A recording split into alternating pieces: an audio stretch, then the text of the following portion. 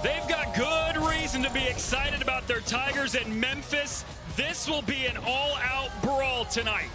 Memphis is 5-1 and a big contender for the college football playoff, taking on maybe the biggest surprise in all of the American, 5-1 North Texas, who is still unbeaten in league play. As we welcome you to ESPN College Football Primetime, presented by Dr. Pepper. Hello, everyone, and welcome to Memphis. Craig Halbert, Noah Reed with you. North Texas and Memphis, 5-1, and both being brought up in discussions about the college football playoff right now. In a league as good as the American, you win the conference, Craig, there's a pretty realistic shot at the playoff. Yeah, partner, we are in a new era of college football with the beginning of the 12-team playoff. And while the top 4 ranked conference champions will all get a bye, a 5th conference champion will also make the playoff, even if they are outside the top 12. And like you said, Noah, the American Conference is certainly in the mix. Army and Navy leading the way, but North Texas and Memphis on the periphery, and both of these teams to stay in the mix need a win tonight. So you could almost look at it as an initial eliminator game. Well, the reason we're talking about both of these teams and having potential hopes for the college football playoff is because they have 2 phenomenal quarterbacks. North Texas has Chandler Morris, Craig, who already has nearly 2,000 yards on the season. Yeah, an ESPN 300 ranked prospect coming out in 2020. He's bounced around a little bit, but he's really seemed to find his comfortable fit here at North Texas. He's a fiery leader with a quick release, but I love him when he gets outside the pocket, the ability to extend plays and make off-platform throws. The guy right next to him, Seth Hennigan, on the Memphis side, he's just a flat-out winner, Craig. In fact, a win tonight makes him the winningest quarterback in Memphis history. Yeah, he is rare this day of college football, a quarterback who has been at one program the entire time, a 4-year starter. He is a poised leader who does a great job of taking what defenses give him. He's not afraid of taking the check down and just moving the football down the field. His head coach, Ryan Silverfield, who is in his 6th season as the head man of the Tigers. He's been here in Memphis for nearly a decade. Leads them to winning season after winning season. And excited for a big test in front of them against the Mean Green of North Texas, led by Eric Morris. They know they have their hands full today, Craig, but again, it's a huge opportunity in the American for both of these teams. Yeah, I mean, fast starts for North Texas being undefeated in the conference. There's for both teams, there's a lot of work to do. You see how well the 2 service academies are doing, but again, you can only control your own fate for both of them tonight. There's an opportunity just to stay in the mix and stay on a positive track here.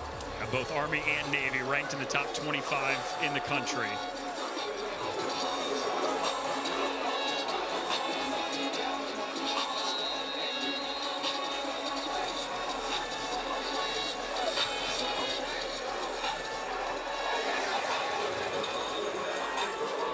Blake Ford set to kick it away for North Texas.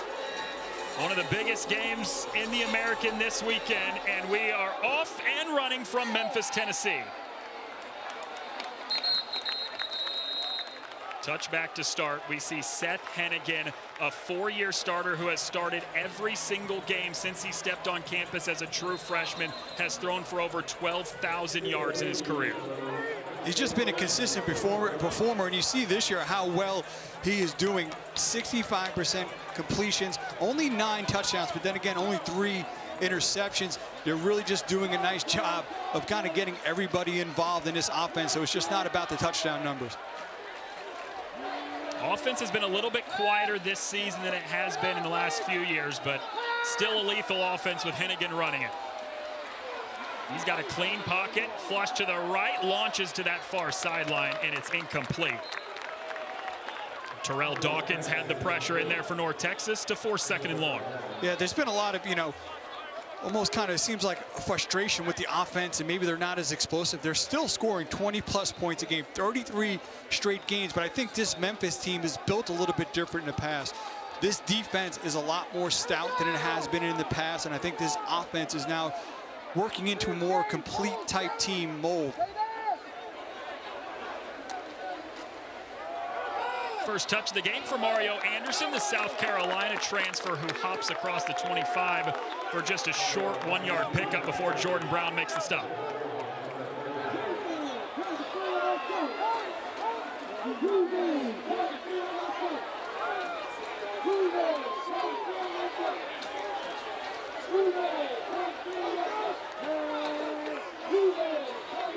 A 3rd and long to start the night for Memphis, trying to avoid a 3 and out.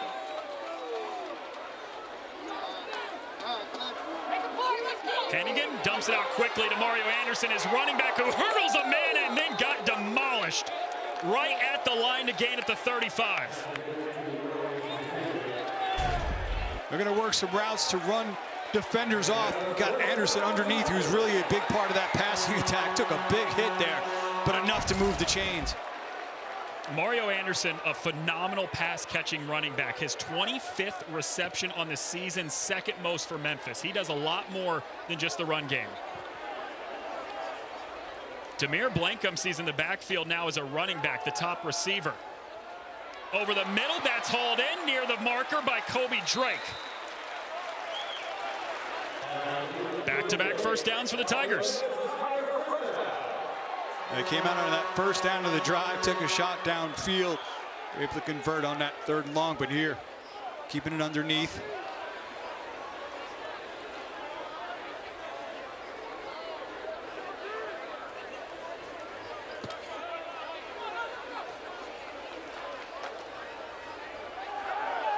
Quick pass to the near sideline. That's Rock Taylor, who gets hit immediately after he reels it in by Brian Nelson. We talked about Mario Anderson and his involvement in this passing game and how effective he has been, but Rock Taylor is really the key component of that passing attack. He's a big target, comes in leading the team in receptions. Had a 1,000-yard season last year, became just the 5th Memphis Tiger ever to do that.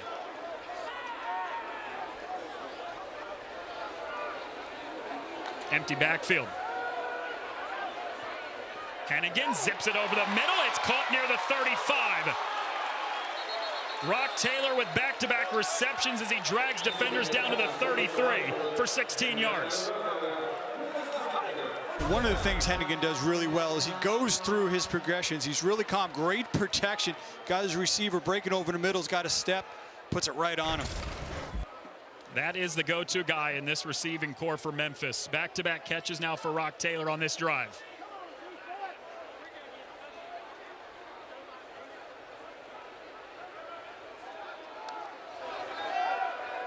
Hennigan to the air again. Flushed out to the right, fires on the run, pass is caught. It's Kobe Drake down inside the 5. 1st and goal coming up for Memphis. 29 yards to set up 1st and goal from inside the 5. Kobe Drake, who's really just a reliable part of that passing attack. You see the 3 levels. Great job there on the move by Hennigan, seeing it, putting it right on Drake, finding that window. Tim Cramsey said Kobe Drake has become Seth Hennigan's security blanket. Always knows where he's at on the field.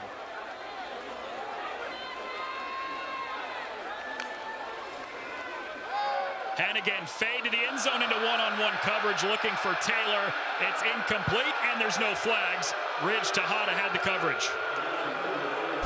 Probably their best cover guy in that secondary. There, wow. I guess we're going to file that under letting them play. So you didn't agree with it, huh?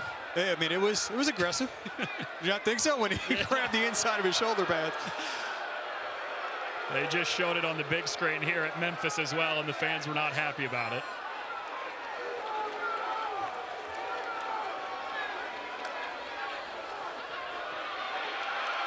Kept by the quarterback. Hennigan curls around the corner for a Memphis touchdown.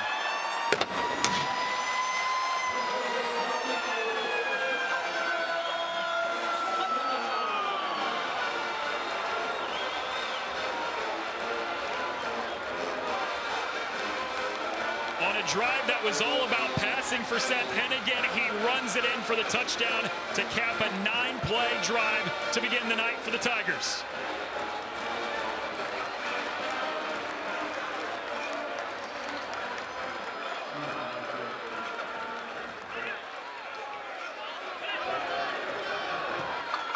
Caden Costa's point after his throw.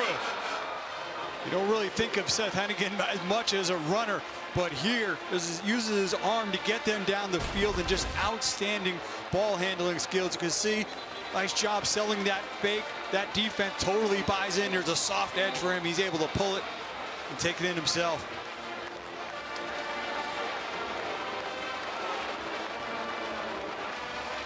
This is a team, Noah's been really good as well in time possession. And this drive was kind of really a nice encapsulation of what they've done this year. Controlling the football, moving down the field, taking what is there, and then finishing the drive with the score.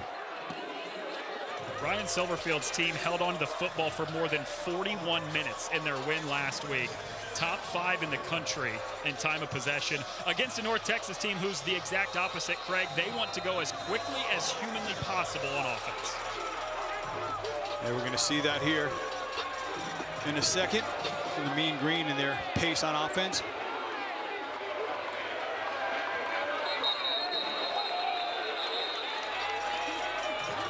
This North Texas offense, guided by Chandler Morris, who had a pretty sour ending to his career at TCU. In his exact words, I despised football. I needed a change of scenery. He's come here to North Texas, Craig, and he has resurrected his career. Yeah, that change of scenery has certainly agreed with him. As I mentioned at the top, really well-regarded player coming out of high school in 2020. The coach's son, his dad, Chad Morris, best known for his stops as head coaches at Arkansas and SMU. So he's grown up around the game, has a great feel for the position. On the end around, it's a handoff to DT Sheffield. He's got the first down, sheds a tackle, and there he goes down the sideline. The big play offense for UNT strikes again. 75 yards. What a response.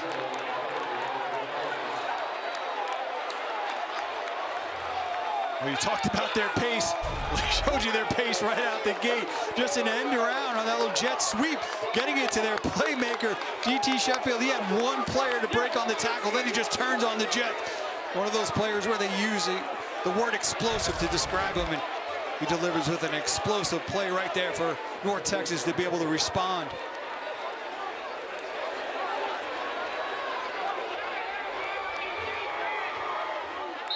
Kalia Nguma goes straight down the middle to tie this game at 7. What a start to both of these offenses, barely 4 minutes in. North Texas's 5th one-play touchdown drive of the season. It's DT Sheffield.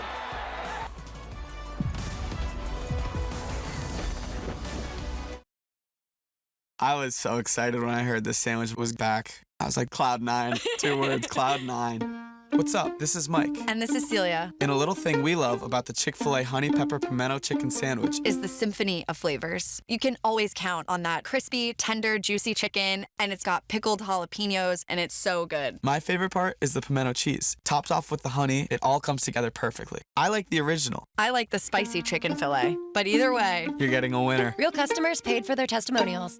When coaches don't play by the rules, we call it cheating. In the Michigan sign-stealing scandal, Jim Harbaugh can't coach in the game. When politicians do it, it's called gerrymandering, and it's just as bad. Career politicians and lobbyists manipulate voting districts to ensure they win. But this year, we can change that with Issue 1. It ends gerrymandering and empowers citizens to draw fair districts in an open and transparent process. Oh, he is not happy. So join the team. Vote yes on 1 to stop politicians cheating. Well, if you like offense, this is a dream start for you. Barely 4 minutes in, 7-7, and the way each team scored, Craig, could not be more different. But it fit their identity so far for the year. And it's it's wrestling night here in Memphis. It was kind of like Memphis came out with a couple of good body shots and got North Texas on the ropes. And then they came with a drop kick out of nowhere and changed momentum. I feel like I've gotten a mandate to use a lot of wrestling terms tonight. Yeah, you're allowed tonight. You get the pass. 5 times this season, North Texas has scored a touchdown on just one play.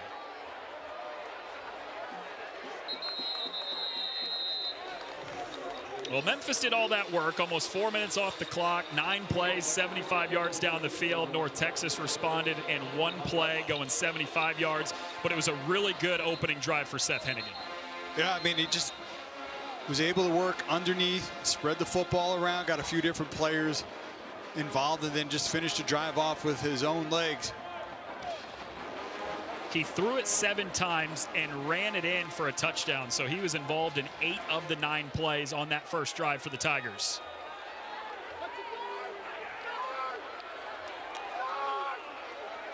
They go to the ground with Anderson, who tries to hop across the 25. He picks up 2.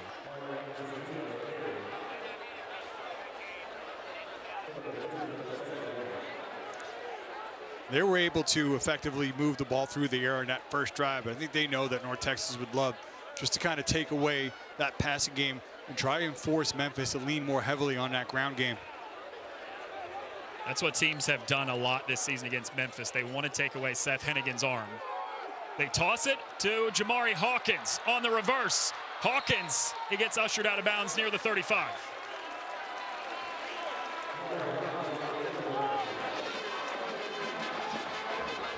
It's a little misdirection there from Memphis on their own. Not quite as explosive, but set them up in a nice, manageable 3rd down here.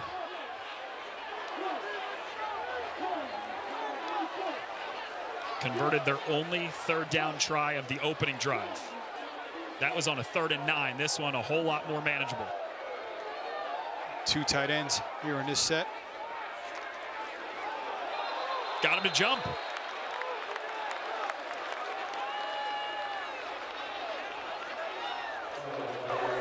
Ball start. Offense number 86. 5-yard penalty. 3rd down. That's Brendan Doyle, one of those 2 tight ends that you just talked about. And now that 3rd and a long 2 becomes about 3rd and 6 or 7. Changing the dynamic of here of this 3rd down. No, it was Anthony Landfear.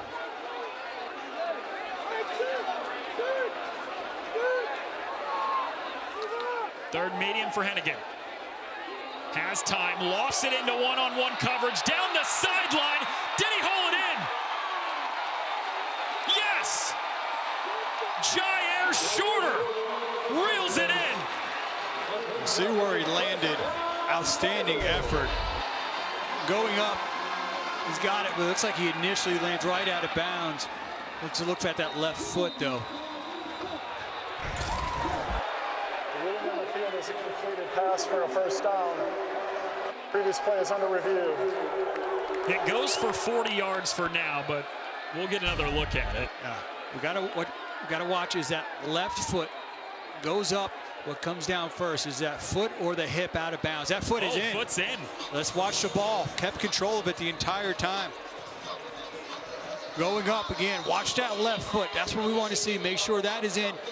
He's got the catch, brings it into his body. It's a little bit tough on this angle. That other angle we saw was perfect. That one looks like he lands out of bounds. Here we go. Watch him go up. Bring it into his body. Watch that left foot come down, in. Now watch the football. Does he complete it?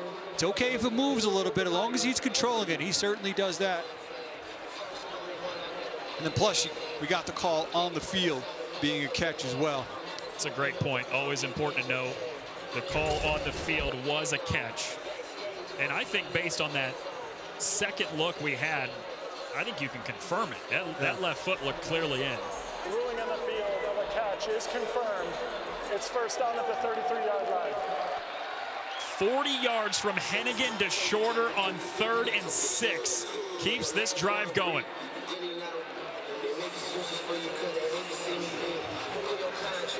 It was a great effort going up, getting that football, and the concentration on the way down. And a beautiful throw, too, by Hennigan. First catch of the day for Shorter, the North Texas transfer. He spent 5 years in Denton. Comes up with a phenomenal catch against his former team. Empty backfield here on 1st down for Hennigan, who sprays it out into the flat, and it's caught by Kobe Drake. His 3rd catch already of this 1st quarter. And you mentioned the dynamic in the relationship between Drake and Hennigan. Just one of those receivers, you always know where he's going to be. Great 1st down pickup. 4 years together, Hennigan and Drake in this program at Memphis. Blankumsey in motion. Hand off to Anderson, follows a block, and he gets twisted down across the 20. and charges down to the 13. I don't think he was initially down. Great job out of the gate. A little bit of patience here. He's going to let that seam open up. He sees the daylight goes up. Now as he goes down, it looks like he rolled over the defender. Was able to wisely keep moving forward, get some extra yardage. That was Ethan Weslowski that he was able to tumble over the top of. Was not down, picks up 14, and it's another red zone trip for the Tigers.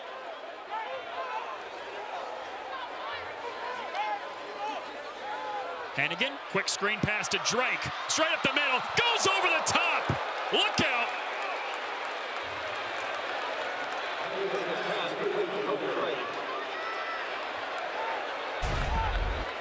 Doing a nice job here on the screen, getting the big boys out in front, and just going up and over. Whew. Trying to turn this to an Olympic sport. Officials timeout for an injured player.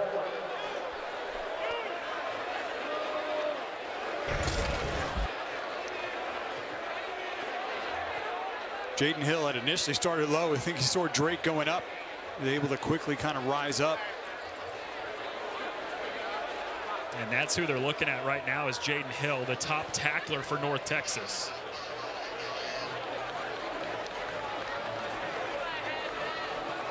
Division II transfer from Ohio Dominican, who has had his game translate extremely well to the FBS level immediately in his first season. Yeah, he played really well a week ago in that win over Florida Atlantic.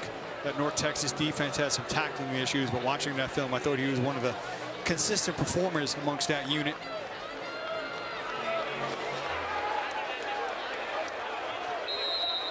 Second down, Memphis can pick up a first down without a touchdown. Need to get to the 3 for a first down.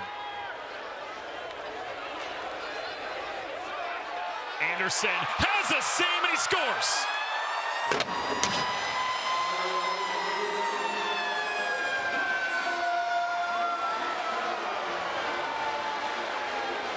Ninth rushing touchdown of the season for Mario Anderson. This one from 5 yards out. Yeah, doing a nice job. You see the tackle right there, number 61, just getting a little bit of a piece. Big number 72, Malachi Breland, hoping to wash it down, and a nice seam. Those big boys up front, really just two nice jobs on running plays, creating seams.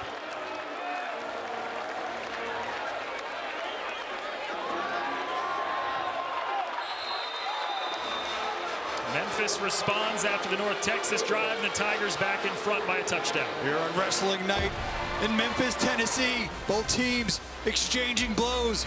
Memphis comes downfield, punches it in to regain the lead.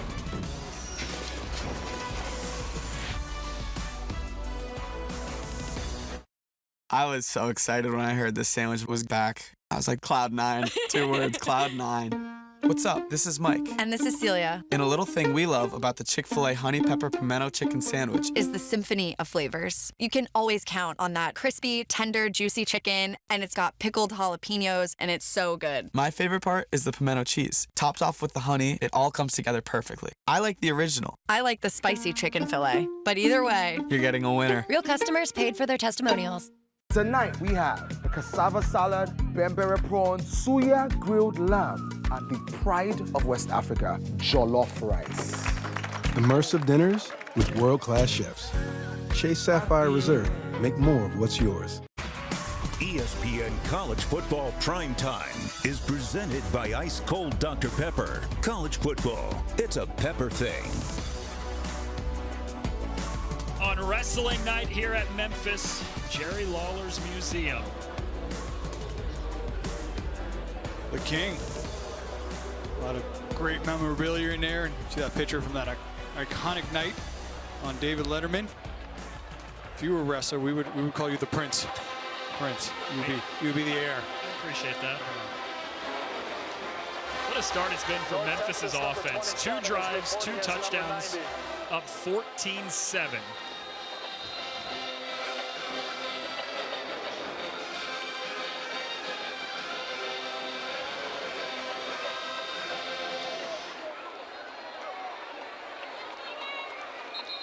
Mackenzie McGill lets it fly behind him for a touchback. So we've seen North Texas's offense for a total of 11 seconds tonight. They had one play, but Craig, it was a 75-yard touchdown play. That'll work. They made the most of that play. And good offensive scheming by just quickly getting the football in the hands of your playmaker, DT Sheffield, who was so instrumental in their win a week ago. 2 late fourth quarter touchdowns. Didn't have to wait as long this week to impact the game. Eric Moore said, we want DT Sheffield involved in as many ways as possible. Morris floating to the right. On the run, he completes the pass to Sheffield. Down the sideline, he did it again. No way.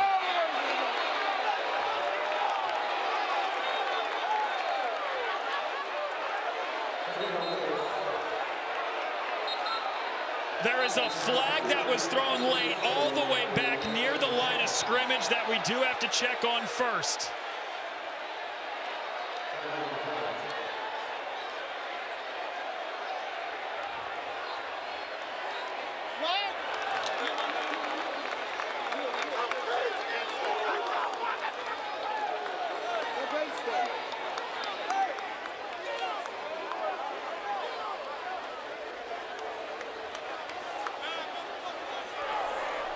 Personal foul.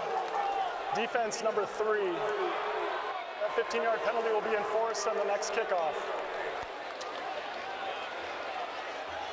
Well, the touchdown stands, and it is DT Sheffield's second on number 31 of 75 yards already in this first quarter.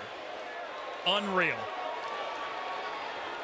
It's become crystal clear why they want to get the football in his hand. You're not kidding, man.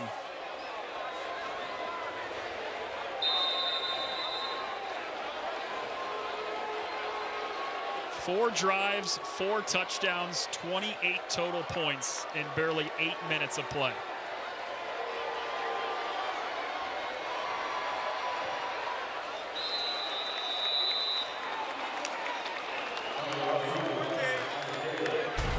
But one of the things that initially jumped out was Chandler Morris on the run. Those off-platform throws, he just zings it in there, kind of off balance between 3 defenders, and then DT Sheffield just does the rest, quickly gets turned upfield, turns on the jets. Watch him go out there, just whiz it in there. 3 blue jerseys right there, puts it right on his receiver. Not only accuracy, but no, allowed him to run in stride after the catch, and that's where that speed becomes so dangerous. Working upfield, bends inside, works back to the outside, and Morris, just an absolutely beautiful throw. And then Sheffield, who was one of the top junior college prospects coming out 2 years ago initially with a stop at Washington State, has now found his way here to North Texas, and he is just becoming a key playmaker.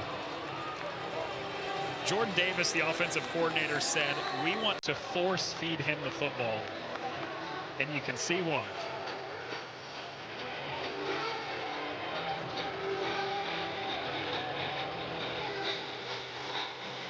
One catch for 75 yards, 1 rush for 75 yards, and 2 touchdowns for DT Sheffield on the first 2 plays. What's amazing, 1 missed tackle. Otherwise, the defense has not touched him. Yeah.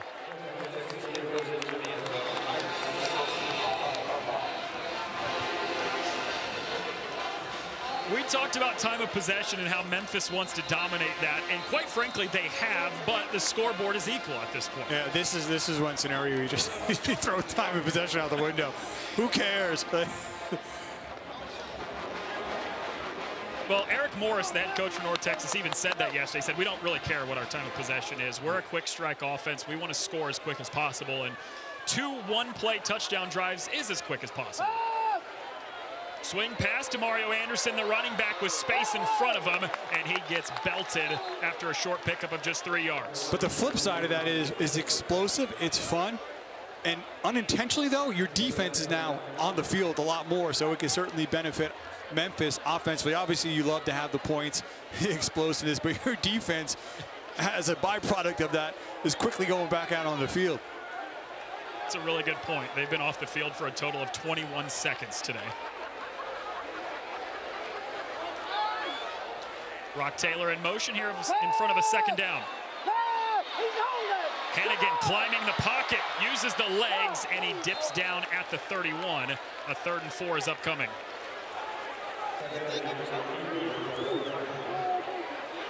Seen Hennigan in his first quarter be a little bit more mobile than he normally is, but a great job there. This is an offensive line unit that has really done an outstanding job. Only 6 sacks allowed on the year. Part of that is to Hennigan just being smart with the football, going through his progressions, knowing nothing's there, tucking it, getting upfield, making a more manageable third down here. And that was a question mark coming into the season for them. 3 new starters on that offensive line. They weren't sure what they were getting, but they've been really good this year protecting Hennigan. Hennigan zips it out. He was looking for Demir Blankumsey, but it falls incomplete, and it's 4th down. A drive not ending in points? What's happening? Yeah.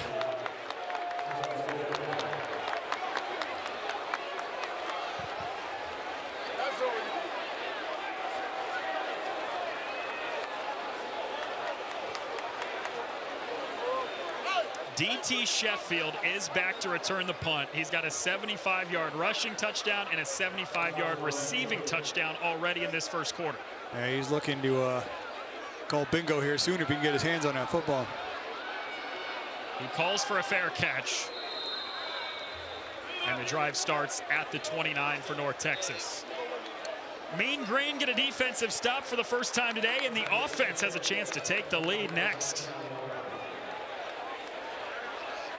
I was so excited when I heard this sandwich was back. I was like, cloud 9, 2 words, cloud 9. What's up? This is Mike. And this is Celia. And a little thing we love about the Chick-fil-A Honey Pepper Pimento Chicken Sandwich is the symphony of flavors. You can always count on that crispy, tender, juicy chicken, and it's got pickled jalapenos, and it's so good. My favorite part is the pimento cheese. Topped off with the honey, it all comes together perfectly. I like the original. I like the spicy chicken fillet. But either way, you're getting a winner. Real customers paid for their testimonials. So we went to Park City, had dinner on the court at Madison Square Garden, got right next to the pit at Race Week. Experience the world as an insider, from exclusive lounges to immersive dining experiences, all with Chase Sapphire Reserve. If you've blinked in this first quarter, DT Sheffield has already had the kind of night that most players would love to have in an entire game. Yeah, maybe my favorite stat ever. Right now, North Texas is averaging 7.1 yards per second. 2 touchdowns in 21 seconds tonight for the Mean Green. And just Sheffield just getting the football in his hands and just using that speed. He finished the game a week ago strong. He's carrying that momentum into this week's game, starting it strong. He had the 2 touchdowns in the final 3 minutes for North Texas in that 10-point come-from-behind win. Says Shane Porter, and look at this, North Texas doesn't score on the first play of the drive.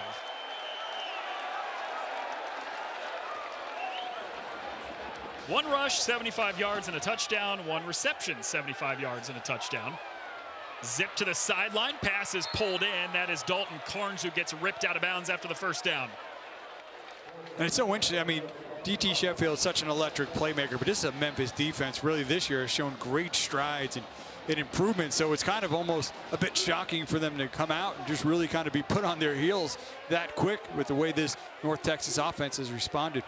With him off the field, they hand it off to Porter, who breaks a tackle down to the 47.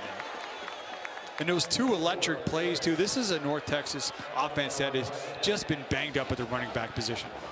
You start to kind of get that Memphis defense thinking a little bit, trying to take away that big play. It loosens things up a little bit to try to get that run game going. They've lost their top 3 running backs in the first 6 weeks of the season. So Shane Porter, who's the lead back now, was technically the 4th string running back entering the season. Empty backfield on 2nd down. Quick toss over the middle. That's pulled in. It's Nick Rempert down near the line to gain. You said quick toss. One of the things that, I mean, Chandler Morris, that release is quick. I mean, he gets that ball out of his hands very quickly. This is an offensive line that's done a lot of shuffling. They only have 1 player, their left guard, that's played every game at the same spot. But with that, North Texas only allowed 7 sacks, but I think the way Chandler Morris plays that position, that quick release, is part of the reason why. Launches down the seam, and it's caught. Landon sides, angling to the sideline, and he's taken down near the 10. It's a 36-yard pickup. Sides right down the middle, just working the seam. The outside defender is carrying his man downfield. The rest are in zone. There's nobody coming over to help. Great recognition by Morris and another outstanding throw.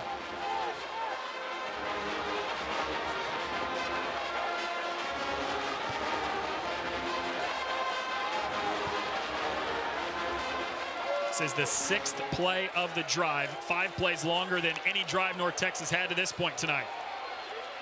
Porter, nice cut. Touchdown, North Texas.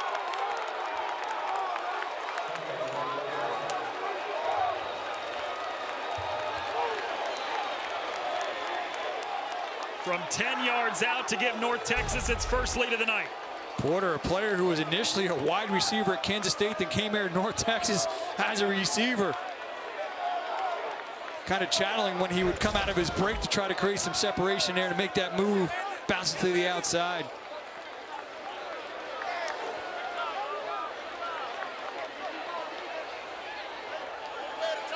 Eight plays for North Texas tonight, 3 touchdowns, and they've got a 21-14 lead.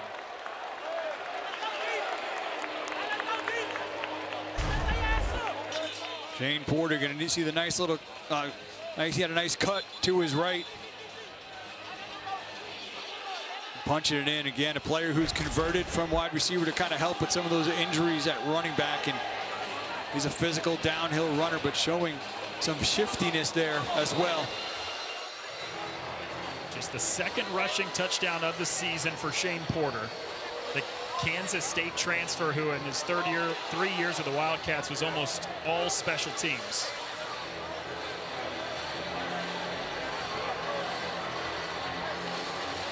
DT Sheffield did not get a touch on that drive, but it still resulted in a touchdown. They're able, as you mentioned, get their defense a little bit of a break. They forced that 3 and out, and the 6-play drive. About 2.5 minutes come off the clock. That's all the defense needs, right?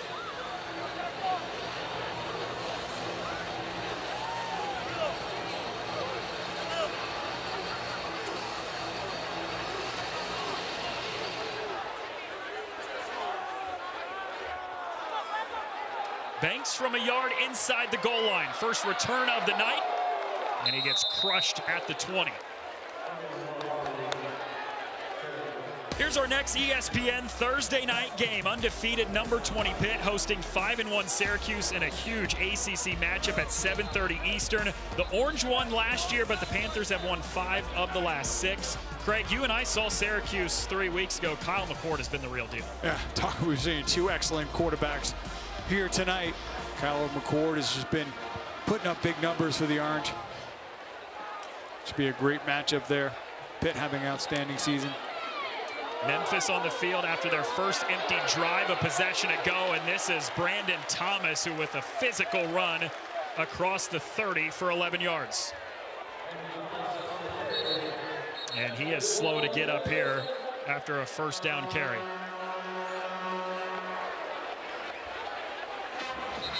Thomas is kind of the bigger back within their rotation. A chance we were down on the field while they were warming up. Watch him, this big, powerful lower body. Like we talked about with North Texas, Memphis has also lost a couple running backs this year, so they don't have much depth at that position.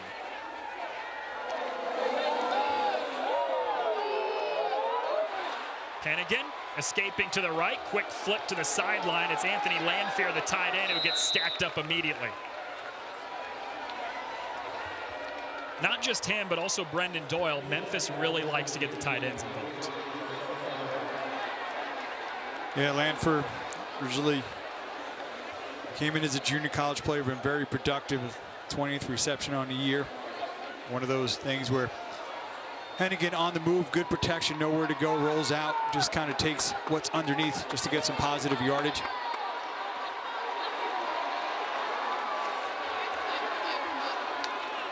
Second and 7. Anderson sheds a tackle, hops across the 45. He's got a first down before Ethan Weslowski tracks him down for 9 yards. Looked like it was Roderick Brown there for North Texas, going to get immediate penetration. And a nice job there by Mario Anderson of seeing it. He had to avoid Roderick Brown, who was pushing his offensive lineman back there, but with that great penetration, it created a seam, and once Anderson was able to kind of get around him. He was able to exploit it, get upfield, get that first down. Over 400 yards of total offense combined in this first quarter. Hennigan with a lot of time slings it, and that's too tall for his intended target, Kobe Drake.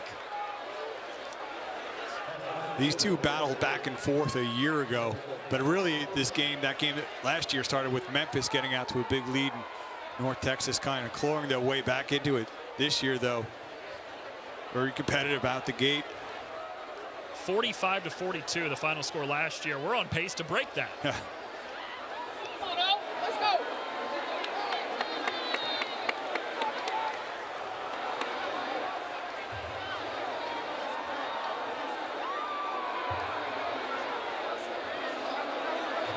Blankumsey in motion here on a 2nd and 10. Hennigan floats it over the middle. It's Blankumsey bouncing off a tackler, and Blankumsey dives down to the 35. It's 10 yards and a first down. And North Texas is going to show pressure up the middle. He drops, still bring 5. Good protection. Blankumsey coming over the middle, and that ability there, Noah, to break that tackle was enough for him to be able to pick up that first down. He would have been shy had he gotten tackled.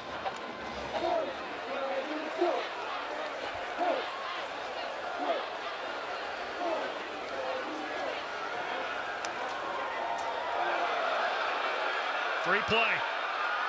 Hennigan down the sideline. Incomplete.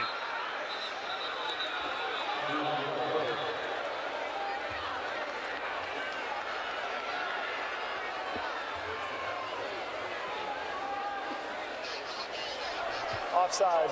Defense number 89. 5-yard penalty. It's still first down. That's the end of the first quarter. It's Terrell Dawkins that jumps on the offside. Way to set the bar. What a first quarter here in Memphis. 35 combined points. The Mean Green on the road. Up a touchdown.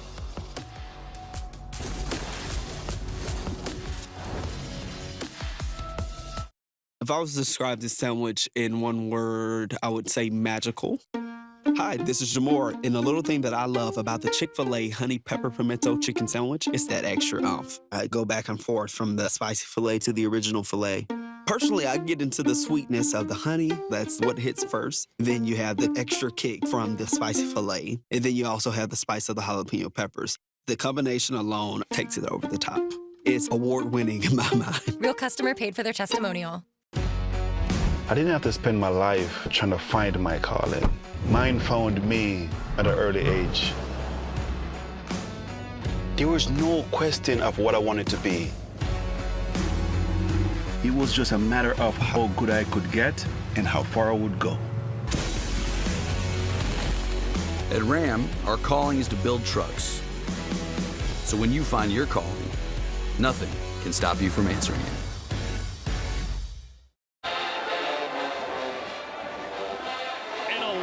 First quarter that saw 35 points and 416 yards of total offense gives way to the second as Memphis is driving in North Texas territory.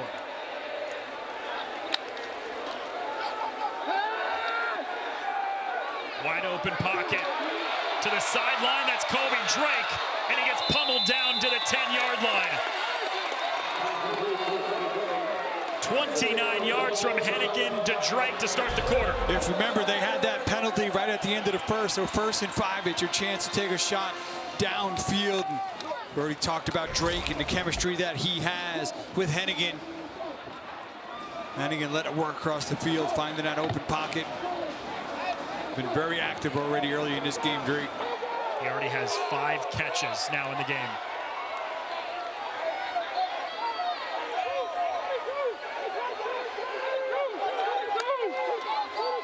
First down. Hennigan dips underneath the tackler. Sidearm throw, nearly picked off. Ridge Tejada was there for North Texas.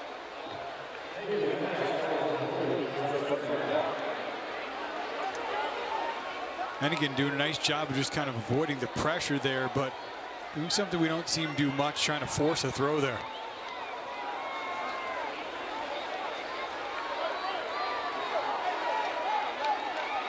12 for 17 start on the day for Hennigan, who's already thrown for 166 yards.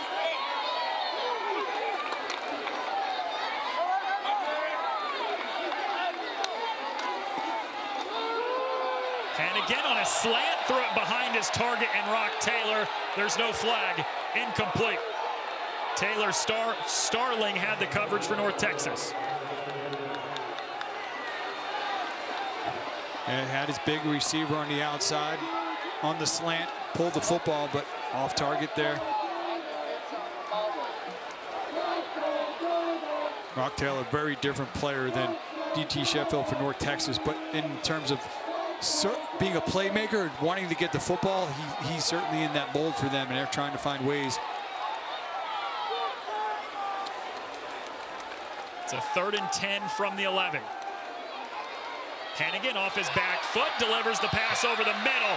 This is Rock Taylor slipping tackles. Rock Taylor gets a second push to the goal line, and he's down. That should be enough for a first down, though. They needed to get to the 1. He's down at the half-yard line. It's a first down, short of the goal line.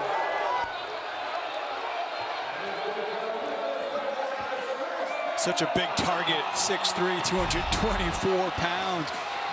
Taylor just coming right into the middle, and then just a missed tackle. And then this way, he just kind of wills his way down. Just great effort.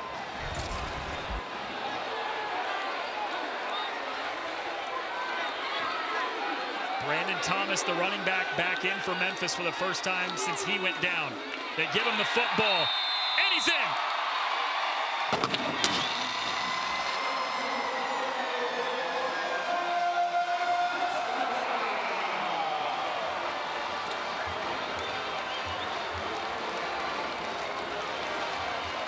Rock Taylor battled his way down to the 1-yard line. Then they go to the I, bringing in the big tight end fullback. Nice seam. Then Brandon Thomas lower his shoulder, pushing his way in. Jamari Chisholm, the one that had the block as the fullback in front of Thomas. Point after ties this up at 21 on the longest touchdown drive we've seen of the night. 4 minutes and 34 seconds to go 79 yards for the Tigers to tie it up.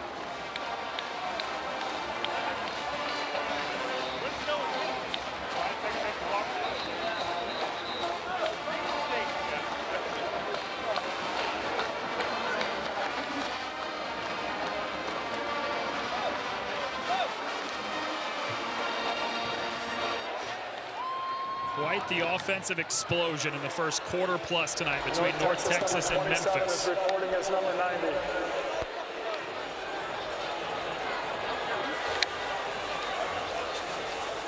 You probably get in trouble every day.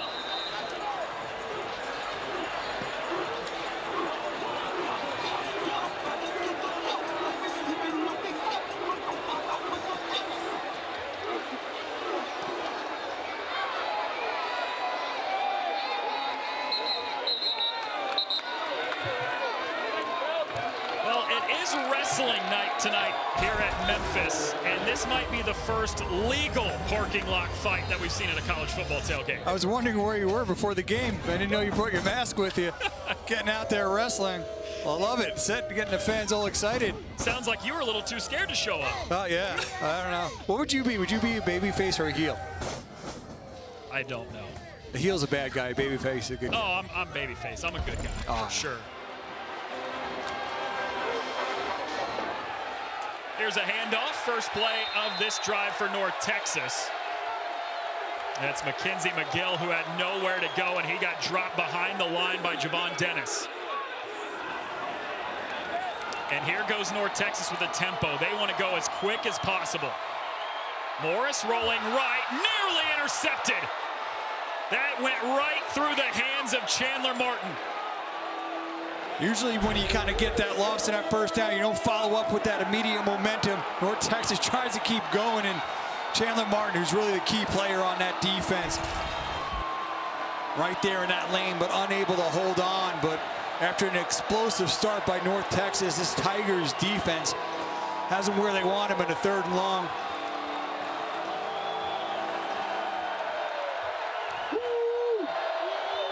Again, this is North Texas offensive line that's been shuffled around, a little banged up. Will Memphis bring pressure here on 3rd? Quick screen pass on 3rd and 13. This is Wyatt Young, the true freshman, as he gets pushed out of bounds for 14 yards, and it moves the chains.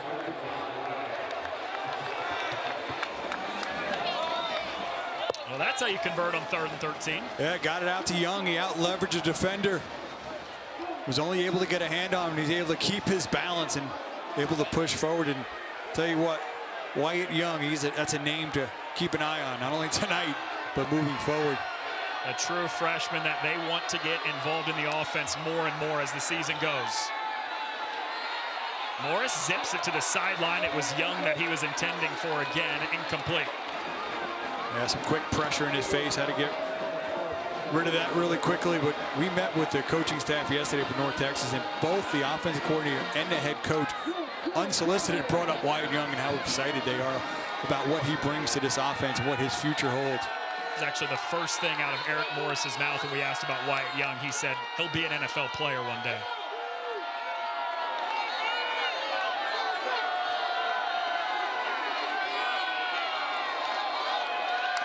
Shane Porter motions out of the backfield. Morris being chased. Morris under duress. Oh, that was nearly intercepted once again.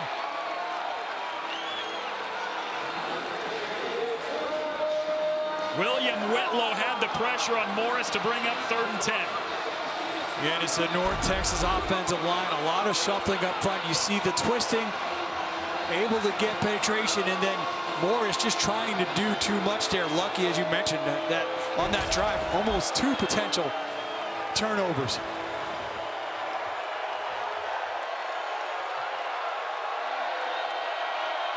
Third and 10. Morris rolling to the left. Morris activating the legs, curls around the corner, and he runs himself out of bounds at the 39.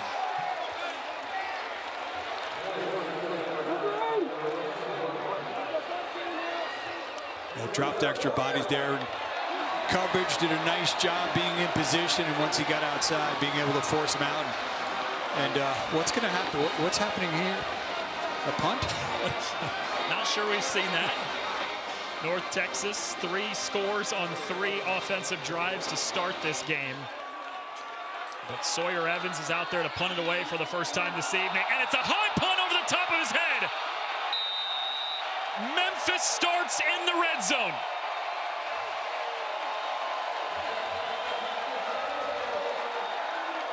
That 3rd phase of the game is so important, so explosive on offensive tonight. That Memphis defense gets the stop, and then the high snap over his head, not able to field it. And that's a punter with some height, length. 6'3" is Sawyer Evans.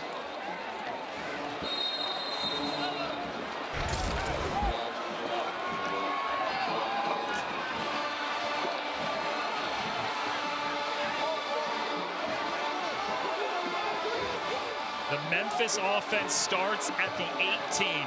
3 red zone trips, 3 touchdowns tonight for the Tigers so far.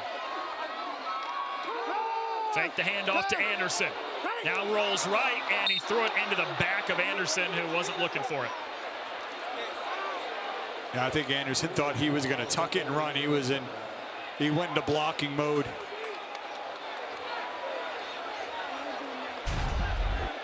Hennigan on the move. See number 2 right in front of him. I think he saw Hennigan running behind him, figuring he was going to tuck it and go, and he's going to try to block.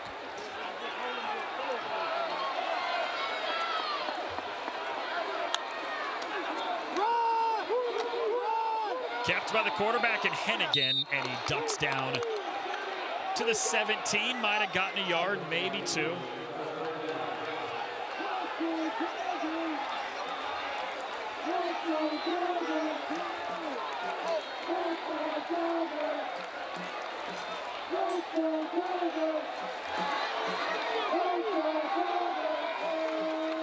Memphis 3 for 4 on 3rd down today.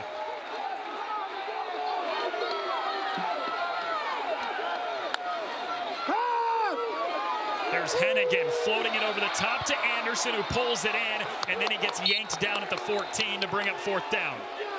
Terrell Dawkins with the tackle to force 4th down. Nice sudden change defense by North Texas. Forcing this field goal opportunity. 32-yard field goal attempt here for Caden Costa, who's 7 for 11 on the season.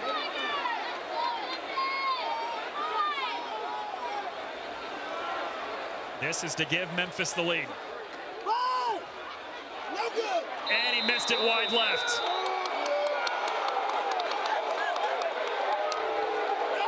His 3rd miss from inside 40 yards this season keeps this game tied at 21.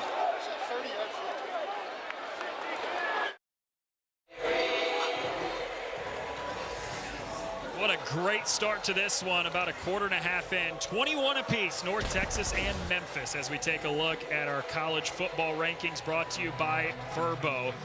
Much like our game, they forgot what defense was in Louisville. 52-45 win for Miami to stay unbeaten.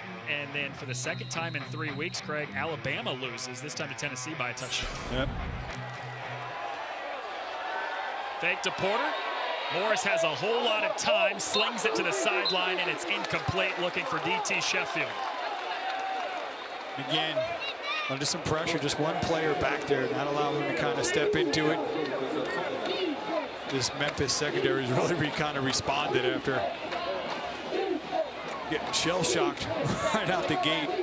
Gave up 150 yards on the first 2 plays of the game. Both went for touchdowns.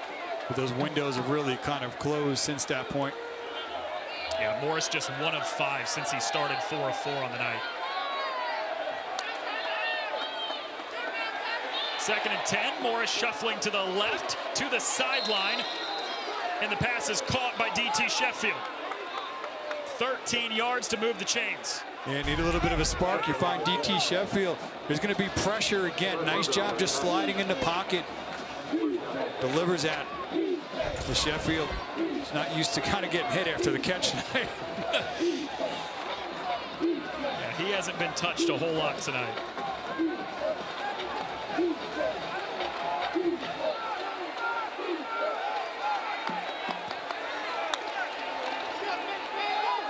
Porter straight up the middle. 2 yards is all he gets here. Chandler Martin, the team's leading tackler, makes the stop. It's 2nd and long. Yeah, Martin doing a nice job stepping up and filling there.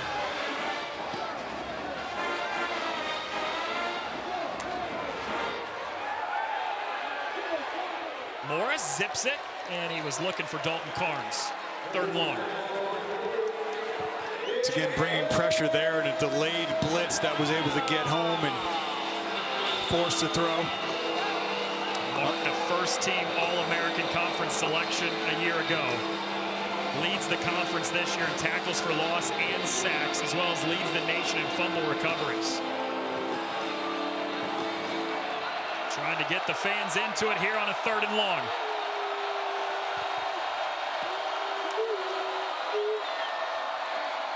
Morris sprays it out. McGill makes a man miss, and he gets hit across the 40. It's 4th and about 2 coming up after 6 yards.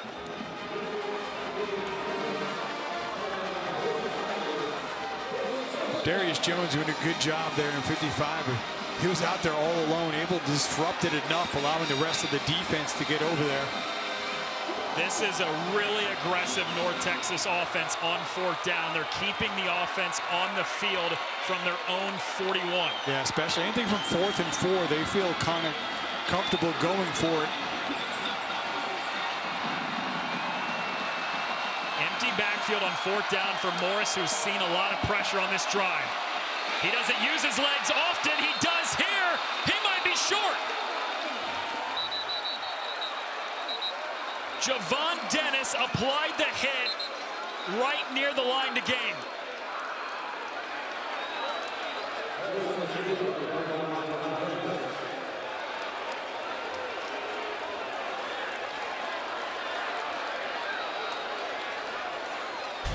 North Texas being aggressive, going for it, keeping it more in his hand. There's a window there, and then Dennis just does a great job of shedding him, and that ball's going to pop out loose. Memphis, obviously, but it being 4th down. It doesn't matter. Memphis is getting the football right there regardless, but that's just another thing that Memphis defense has been so good forcing turnovers. Yeah, coming in at +8. Well, Ryan Silverfield's offense will come back out on the field in plus territory, tied at 21.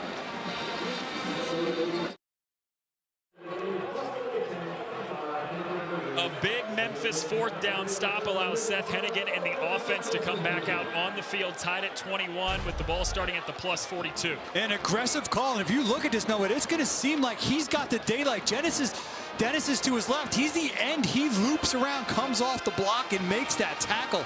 The ball winds up popping loose. It doesn't end up mattering. Memphis recovers it. It's 4th down. But initially, it looked like there was a big seam there for North Texas to be able to pick it up. But an outstanding play by the senior, Javon Dennis. Second straight drive for Memphis that starts in North Texas territory.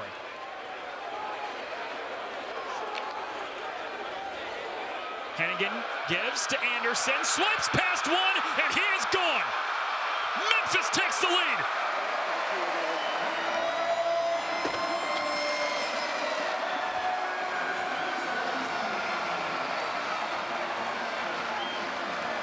One play, 42 yards. Memphis gives North Texas a dose of their own medicine with a quick strike. Defense gets that big 4th down stop here.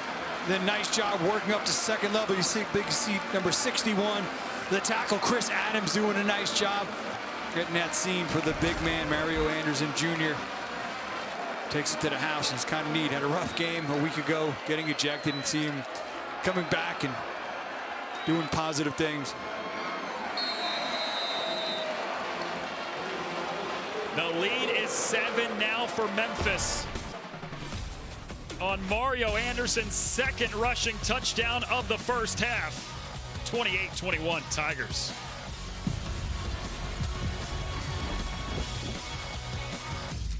I was so excited when I heard this sandwich was back. I was like, cloud 9. 2 words, cloud 9. What's up? This is Mike. And this is Celia. And a little thing we love about the Chick-fil-A Honey Pepper Pimento Chicken Sandwich is the symphony of flavors. You can always count on that crispy, tender, juicy chicken, and it's got pickled jalapenos, and it's so good. My favorite part is the pimento cheese. Topped off with the honey, it all comes together perfectly. I like the original. I like the spicy chicken fillet. But either way, you're getting a winner. Real customers paid for their testimonials.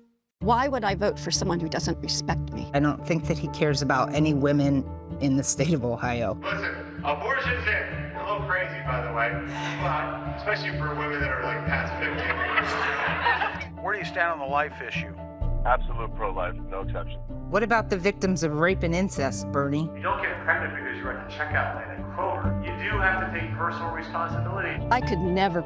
I could never vote for Bernie Moreno. Win Senate is responsible for the content of this ad. Mario Anderson, after his 2nd rushing touchdown of this first half, Craig, just went down the entire offensive line and thanked all of them, gave them all a high five. Yeah, the big man helped kind of power that touchdown run. Great job up front. All the big men, as I mentioned, number 61, that left tackle, Chris Adams, with a nice block at the 2nd level and pushing Anderson upfield for a big score. He got ejected last week in Memphis's game against USF for spitting on a player, and Ryan Silverfield said he took full accountability. He owned up to the mistake. He knew that it was an embarrassing mistake, but he said he's come out this week at practice and has acted the way he should, and he is ready to turn the page and play and make an impact for this Memphis Tigers team. Yeah, his response to it is why he's suiting up this week. It was a positive response. You know, we all make mistakes. He made a mistake. And how do you respond? He's responded well. He put himself in a position to be on the field tonight, and then to respond. Then you see, as we mentioned, going down, thanking all the big men for helping him get it done. So good to see him turn that into a positive. It's North Texas now who is trying to respond after 14 unanswered by Memphis. Morris climbing the pocket and slides down just shy of the 30. Memphis just doing a really nice job here, especially in the second quarter, just being more disruptive with that front. I would keep trying to dial up pressure.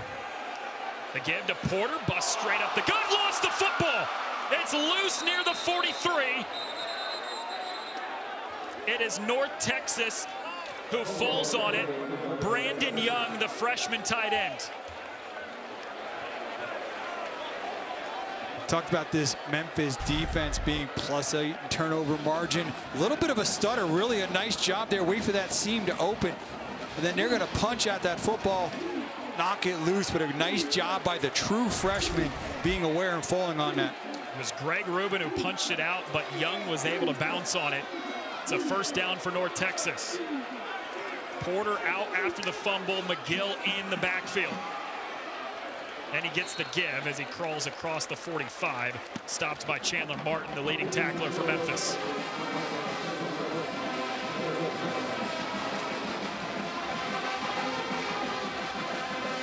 Yeah, Memphis came in tonight, 8 fumble recoveries. And big piece of that puzzle is getting takeaways on defense. Top 20 in the nation in turnover margin. A much improved defense this year under Jordan Hankins in his first year as the defensive coordinator. Morris zips it to the sideline. That's way too tall for DT Sheffield. Much improved defense in this game. Yes, that's a great point. I mean, it came out. Did not look like the improved defense we had saw, but you know what? They got rattled early, but they've kind of settled in now. They've cut off 13 points a game from a year ago. They've cut off more than 120 yards a game from a year ago. Jordan Hankins, we asked him about that. He was very quick, did not take any of the credit, say it is all player driven. It's because we have really good players who care a lot about their roles. Morris uncorks it down the sideline for Young. There's a flag. Jordan Greer, the safety, was the one in coverage.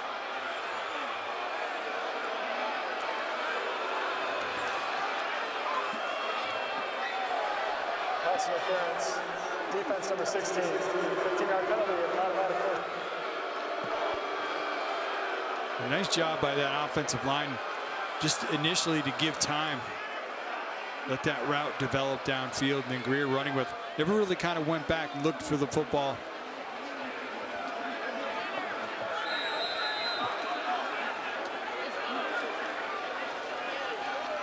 First time North Texas has been in Memphis territory in the last couple drives. Quick drop off, that's DT Sheffield, and he got hit immediately. Ball came out. Memphis says they have it. They do. Matt Hudson with a big hit there, knocking that loose. We're just talking about this defense, amongst the best in the nation in takeaways. Getting over the middle, you're gonna watch defender go. Matt Hudson is able to kind of get that loose. Chandler Martin underneath, such a big part of that defense. Those two teaming up. He rakes that out. I thought it was Hudson. He makes a hit up top, but Hudson, as they were going down, pulls that football loose. Trying to set up that middle screen, number 11 right there. He's going to get behind him, start pulling him down, and as he does, he pulls it loose. And he was laying on top of him. The knee never went down. I think that's a fumble and a recovery by Memphis. It was Mond Cole who recovered it for the Tigers. The second fumble, at least for now, on this drive that Memphis' defense has forced. Didn't recover the first one, did recover this one.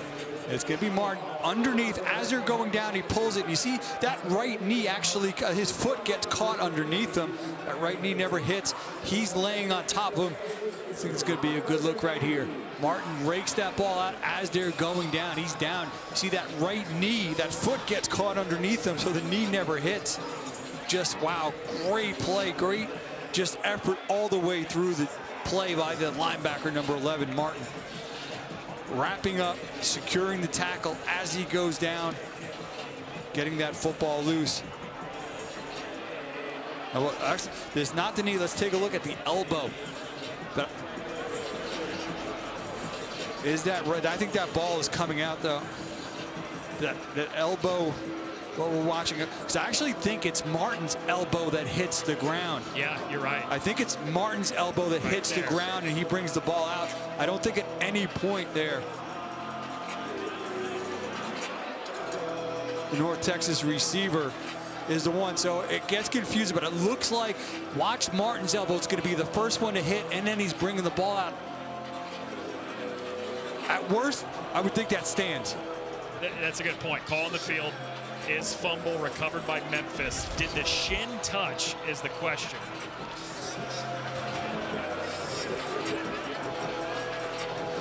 DT Sheffield, such an electric start. Let's find out. After reviewing the play, the ruling on the field stands. First down, Memphis. Well, right on cue, talking about that Memphis defense, they forced 2 fumbles on that drive alone. Did not recover the first, did recover the second, and they force yet another turnover.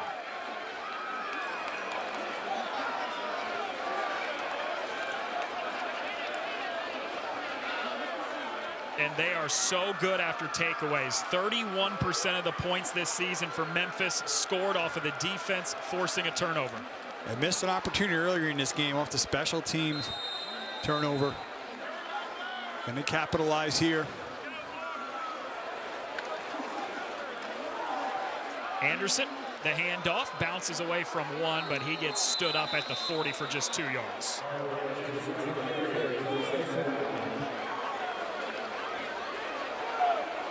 Mario Anderson, a Division II stud, was at Newberry College for 4 years where he ran for over 3,300 yards, went 1 year to South Carolina where he was the leading rusher last year with over 700 yards. He comes here to Memphis with 1 goal in mind. Ryan Silverfield told us he wants to compete for a championship.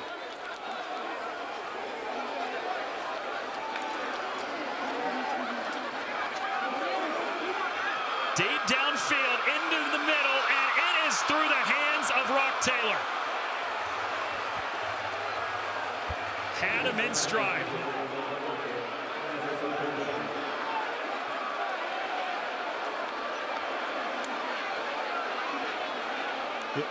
They had a chance here. Talked about Rock Taylor wanting to get him opportunities, being a playmaker. And then Hennigan, a beautiful throw right through his hands. Beat the coverage, got behind him. Quarterback delivered, just unable to complete it. What could have been a 60-yard touchdown pass for Hennigan instead brings up 3rd and long. Hennigan launches to the sideline. He wants Kobe Drake, but it's incomplete.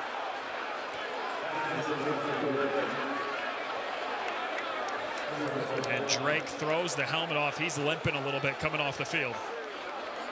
He's been an active part of that offense tonight.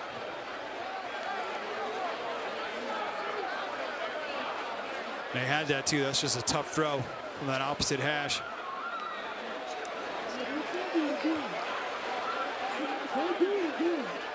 Three and out for Memphis. DT Sheffield back to return the punt for North Texas. He calls for a fair catch at the 16, and that's where the drive starts for the Mean Green. Kick off your Week 7 NFL Sunday with the Countdown Crew. Sal Palantonio talks with Saquon Barkley before his return to the Meadowlands as an Eagle and what the addition of Devontae Adams does for Aaron Rodgers and the Jets. Sunday NFL Countdown, 10 a.m. Eastern, 7 Pacific on ESPN and the app. There was a flag thrown at the end of that play. Personal foul unnecessarily rough. Receiving team number 27. Half the distance to the goal. First down. So half the distance to the goal means that this drive for North Texas starts inside their own 10. That North Texas defense, though, doing a great job tonight on sudden change, getting it back to their offense. But one thing that North Texas is not afraid of are long drives. One play, 75 yards. They've done that twice tonight. This time the drive starts inside the 10 for Chandler Morris and the North Texas offense. The give to McGill. He's wrapped up behind the line of scrimmage. Big Javon Dennis once again getting in there, had that nice 4th down stop. coming from the backside. Bring pressure off the edge with Hudson, and then Javon Dennis just getting flat down the line. The Georgia State transfer Javon Dennis was a 3-year starter there. Comes here to Memphis, having a really productive year as the defensive end for the Tigers on a much improved defense.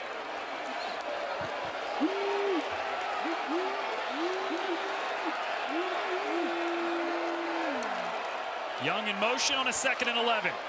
Flings it to the sideline. He was looking for Dalton Carnes. It's 3rd and 11. Once again, the Tigers continue to bring pressure. Not only that, Noah, a lot of twists, a lot of games up front. When you're working with an offensive line like North Texas has had several players have to move around due to injuries, really try to test that communication. 3rd and 11, quick pressure, passes caught near the line to gain by DT Sheffield, who fumbled it last drive.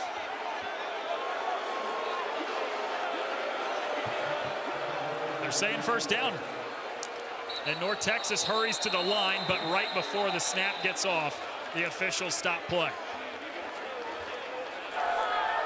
Prior to the snap, the play is stopped for official review to determine if the receiver made the line to get.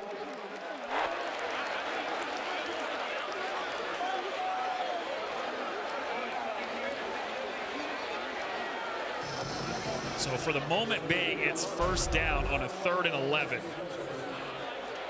Again, bringing that pressure, having to throw it off the back of his foot, so it's a little bit low. It looked like from up here, Sheffield was right at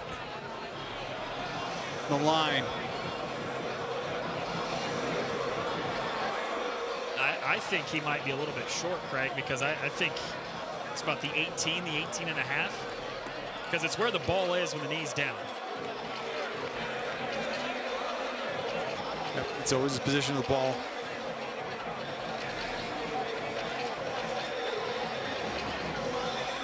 Yeah, I mean, he's right, the football is right at the 18-yard line.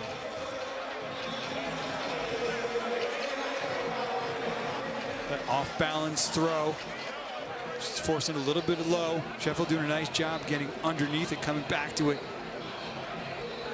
And it looks like, I mean, it looks like he's just a fraction of an inch past the 18-yard line, which leads you to believe not enough. The line to gain was the 19.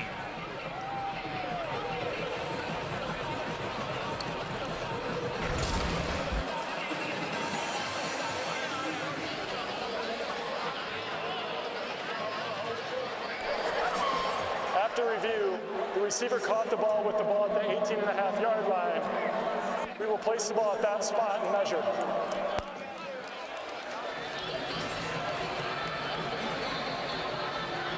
So 18 and a half is where they're placing the ball.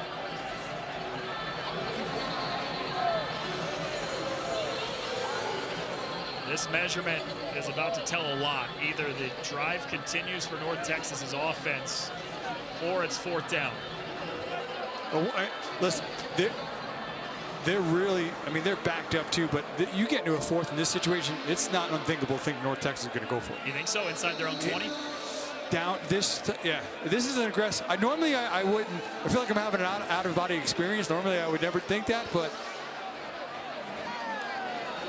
Well, Eric Morris, the head coach, told us yesterday, it's fun being the play caller because nobody can tell me what to do. And he is as aggressive as they come when going for it on 4th down.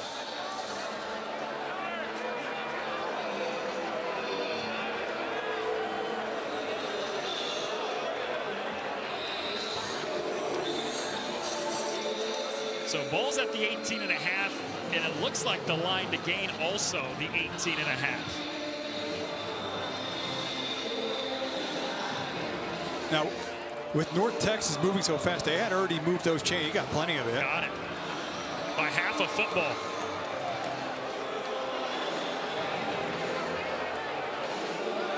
So regardless of if it's at the 18 and a half or the 19, it's a 1st down for North Texas, and the offense gets to stay on the field. Game of inches.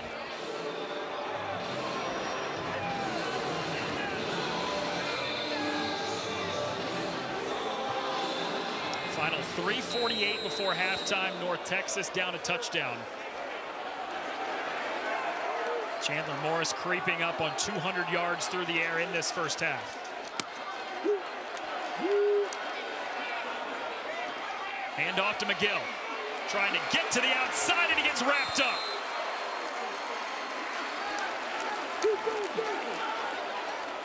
Chandler Martin makes another stop.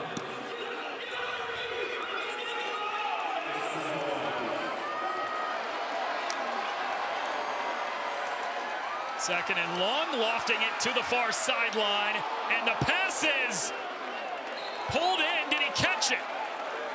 No. Nick Rempert was the target. He pulled the ball in, but they're saying he was out of bounds. Taking the shot downfield, Rempert. You see him extend for it. Does he maintain control? He's inbound, can't really see if he's controlling the football there. Comes out inbounds, hands out in front of him. Now the official on that sideline had a good look coming towards it. Ahead of a 3rd and 11. First charge timeout of the half. A timeout taken. Texas, 30 seconds. So North Texas uses its first timeout of the half.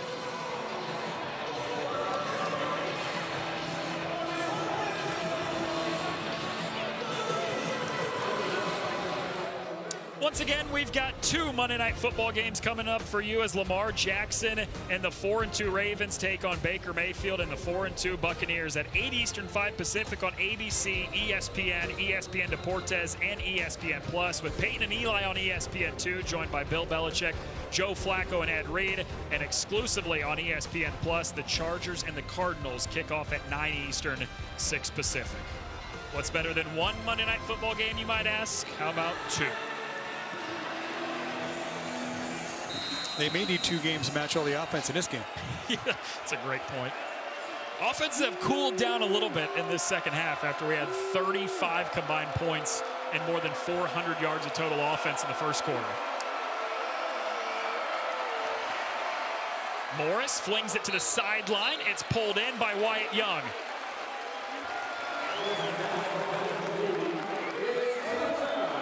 But it was incomplete, juggled it near that sideline.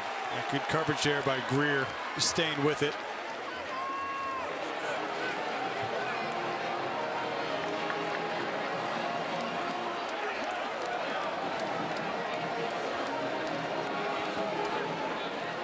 Special teams has had trouble on the punt unit for North Texas. A high snap over the head of Sawyer Evans earlier on a punt. This one's perfect. And he boots it away. Fair catch called for at the 43. It's a 39-yard punt from Sawyer Evans for the Memphis offense to start just outside of midfield. Memphis working with a full complement of timeouts as well as the 2-minute timeout. Great field position.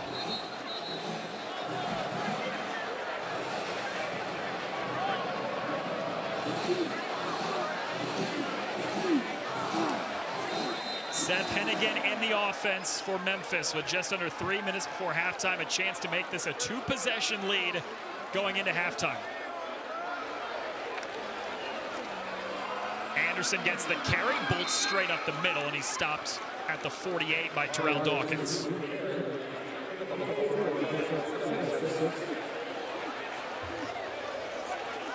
Nice first down pickup.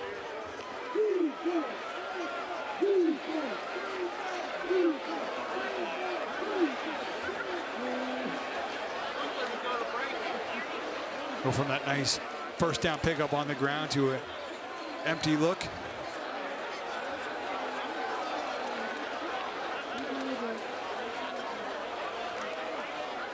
Second and 6.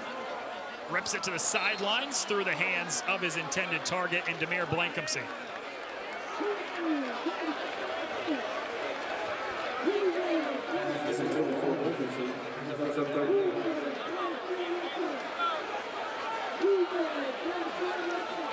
Memphis 3 for 6 on third down tonight. They check Anderson back in the game. Remember, he's very effective as a receiver out of the backfield as well. He has 3 catches tonight, the running back for Memphis.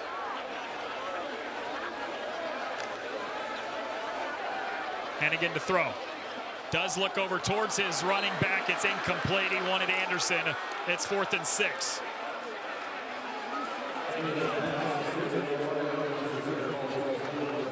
Good coverage there from Ethan Wisniewski, sophomore linebacker.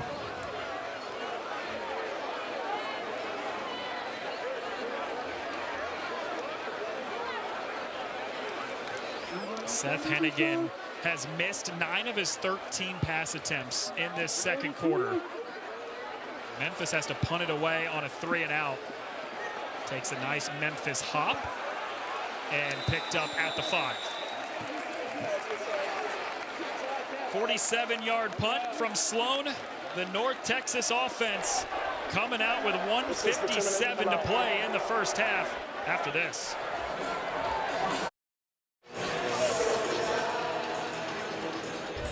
We welcome you back to the American on ESPN. Let's take a look at tonight's best moment, brought to you by AT&T 5G. And this North Texas offense can strike quickly. A pair of one-play touchdown drives tonight. Yeah, that was their first offensive snap. The jet sweep, the D Sheffield and him putting the jet in that part of it. And then here, the next time they would touch the ball, this time going up through the air, getting it to him, and once again showing that speed and punching it in. An electric start from their playmaker. Their first 2 drives lasted a total of 21 seconds tonight. They scored touchdowns on both. And why is that important? Because they're backed up inside their own 10, but with 1:57 to play, that feels like an eternity for this North Texas offense. Sprays it out on a swing pass to the aforementioned DT Sheffield.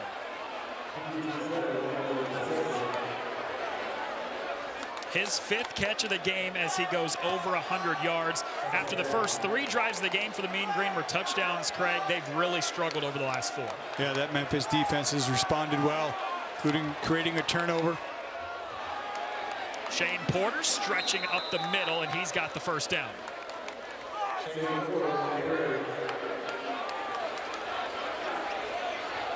And this is what they love to do. They want to go up-tempo. They're ready to go before the chains are even set.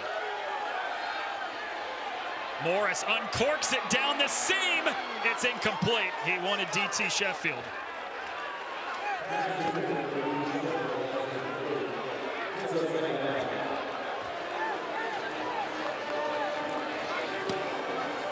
Out of step, just overthrew it.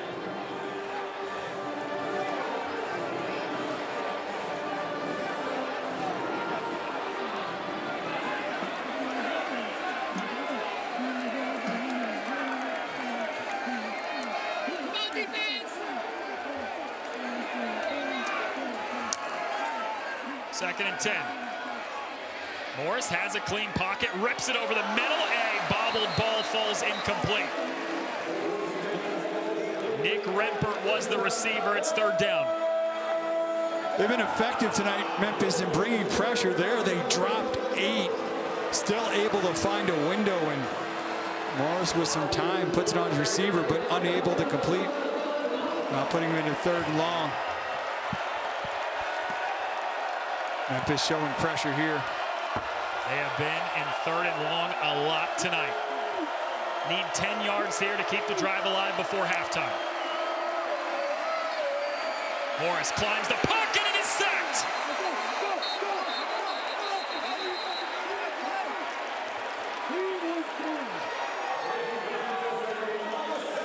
It's Grimes for Memphis who comes flying in. Memphis has called the timeout.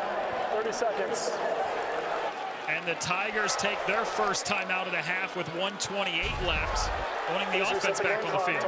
Yeah, Reggie Grimes right in the middle. They get good push, comes off the block, and Reggie Grimes, a transfer player, really highly touted coming out of high school, has been quiet, but coming up with a big sack there.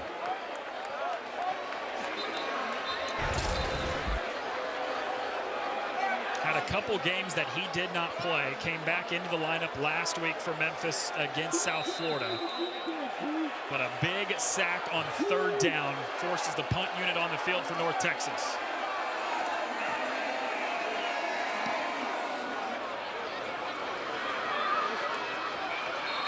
Drake calls for the fair catch just outside of his own 40.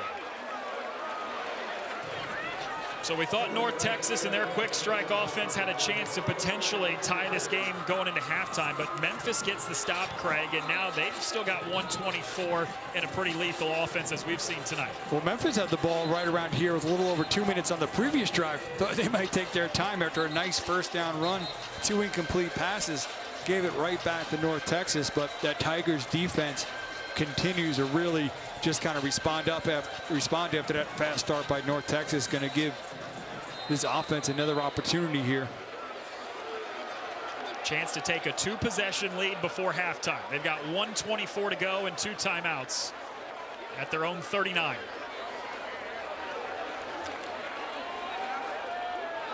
Hennigan steps up, facing pressure, hit as he throws, and the pass is dropped by Anthony Landfear, the tight end. Colin Lewis had the coverage in there for North Texas. Yeah, North Texas defensive front able to make things uncomfortable.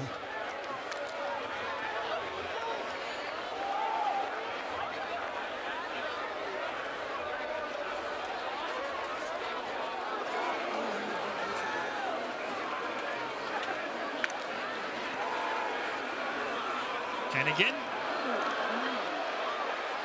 Rock Taylor was the closest guy to it for Memphis, but that was closer to a couple mean green defenders. Yeah, well, Rock Taylor came out of his break, just kind of slowed down, almost came to a complete stop.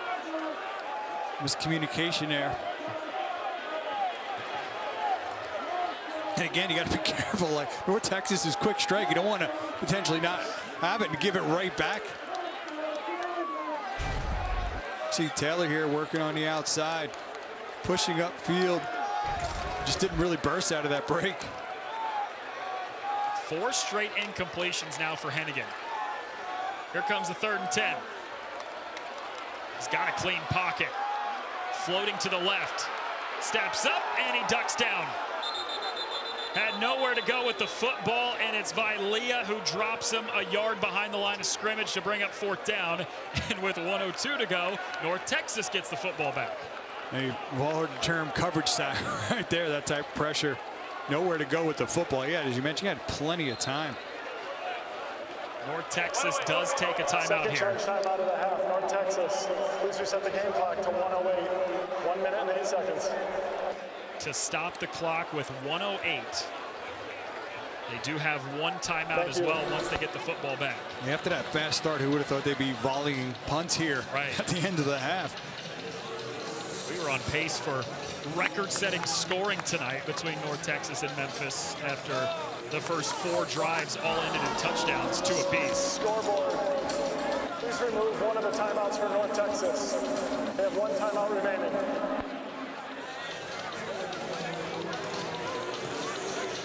DT Sheffield, who has a receiving and rushing touchdown tonight, back to return the punt for North Texas, standing at his own 14.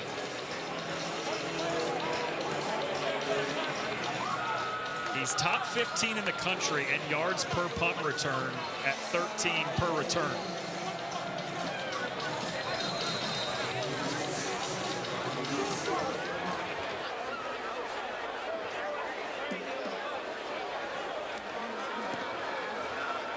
Punt from Sloan.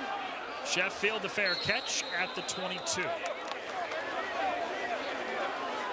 1:02 to play, 1 timeout for North Texas before halftime. Chandler Morris and the Mean Green offense coming back out on the field.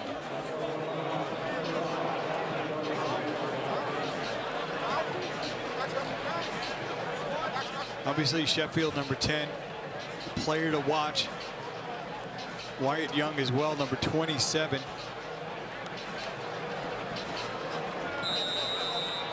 Sheffield be to his right, Young to his left.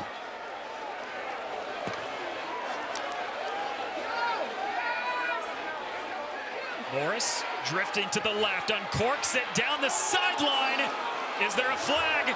Yes. Wanted Wyatt Young.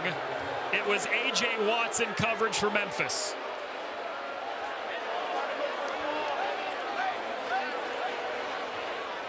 Pass interference, defense number 10, 15-yard penalty, automatic first down.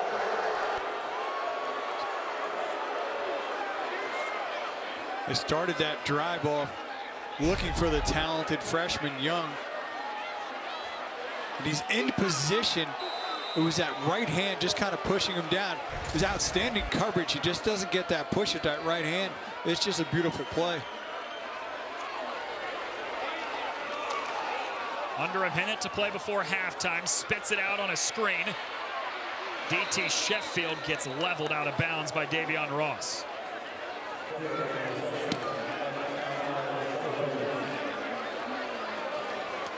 Good gain there, but nice job there by Memphis, not letting Sheffield be able to get the football and turn the corner. We've seen early on how dangerous he can be once he does that.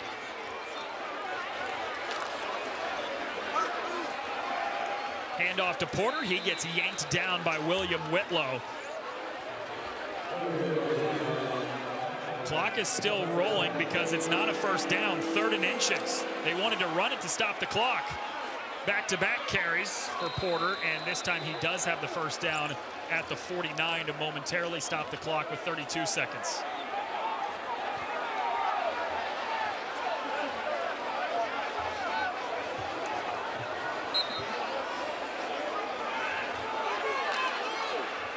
Just outside midfield on a first down. Morris slings it over the middle, incomplete. Too strong for Nick Rempert. And Rempert kind of working on the post. Morris just putting too much on that.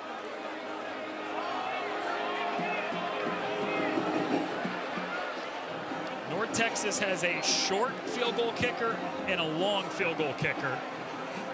Blake Ford, the longer field goal kicker, hit from 55 in pregame tonight. Means if you can get the ball just ahead of the 40, you got a chance to potentially kick one. Morris twisting back to his left. He's being chased down. Morris angles out of bounds across midfield and all the way down to the 46. Elijah Herring was the one putting pressure on him, but Morris was able to escape. Escape and most importantly get out of bounds. Actually rolled into that pressure, able to spin out.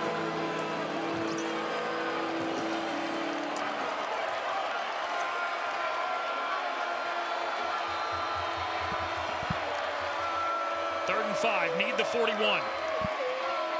Morris again activating the legs, has the first down, escapes a tackle, and he slides inside the 30. With 8 seconds to go, clock is stopped right now on the first down after 18 yards on the scamper by Morris. And a timeout's taken. 3rd and final charge timeout, North Texas. There's nowhere to go with it, but great awareness by Morris, seeing it. 9 seconds. Getting a lane, just tucking that football and going. And then also smartly knowing, hey, this is not the time now to fight for yards. Gets down. So North Texas takes its 3rd and final timeout. Clock is reset to 10 seconds, which means you've got time if you can get a first down or get to the sideline to run a play here before the potential field goal opportunity.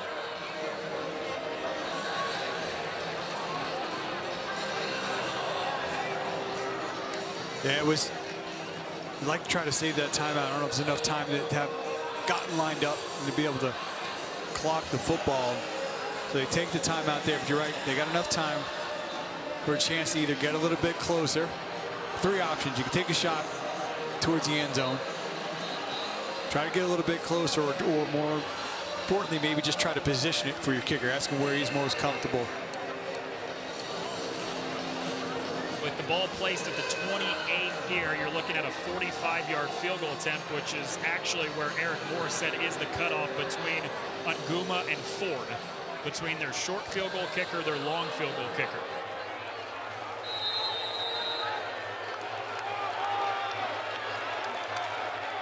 Ten seconds. Morris, quick pass. It's pulled in by Carnes, wrestling away from a tackler, and he gets ripped down at the 16 for a first down. Good thing he was able to pick up the first because he actually worked back into the middle of the field. With the extracurriculars, they've got plenty of time to get everybody to the line and a chance to clock the football.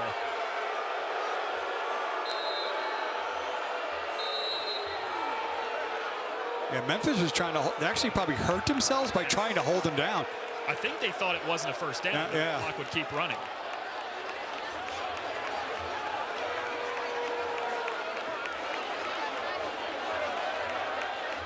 I know it won't end in 7, but this is really helpful for North Texas going into halftime, that their offense, after 4 or 5 slow drives, Yeah, get a little mojo back going in. And obviously, they've got to complete this drive. Special teams tonight has been interesting all the way around.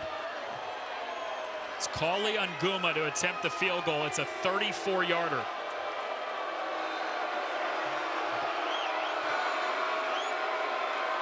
To pull it within 4. And Nguma drives it right down the middle to bring us to halftime.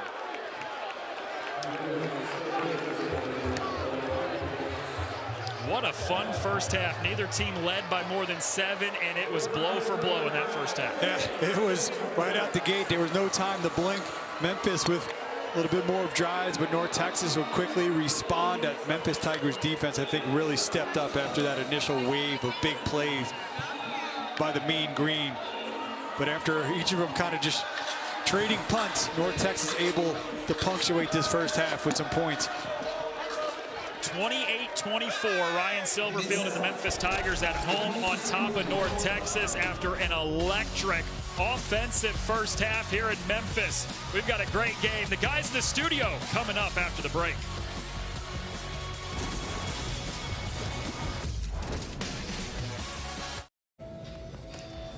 Welcome back to ESPN College Football Primetime, presented by Dr. Pepper. Just a few miles from downtown Memphis, Beale Street on a Saturday night, where I am planning on heading after this game. I heard there's a place called Silky O'Sullivan's that has live goats roaming around in the restaurant and bar. That's kind of you told me. I thought you said they were ghosts. No, goats. Oh. Goats, the animals. I think I might prefer the ghost. You want to see ghosts instead of goats? 27 is reporting as number 90. I thought there were people like dressed just in sheets with holes cut out of the eyes. Goats. The animals. But there's a Halloween theme. Not the Tom Brady kind. Awesome first half. 28-24 Memphis. North Texas won the toss, elected 2 to first. The Mean Green offense coming out first. Short kickoff that is taken at the 6. This is Shane Porter bouncing off tacklers, and he gets driven back just across the 20. We had an electric first quarter that saw more than 400 yards of total offense, but the offenses stalled out a little bit in the second quarter. Yeah, I mean, that North Texas, what, about 150? That was DT Sheffield on 2 plays. 21 seconds. They had 2 one-play touchdown drives on their first 2 drives of the game. He hasn't been as impactful since storming out of the gates. Sure, here in his third quarter, they're going to try to find ways to get him back involved. Here's a handoff. Kiefer Sibley, the true freshman, the 3rd different ball carrier North Texas has used, gets the first touch of the third quarter. They go tempo. Quick toss on the end around to DT Sheffield, and he is ripped down by William Whitlow.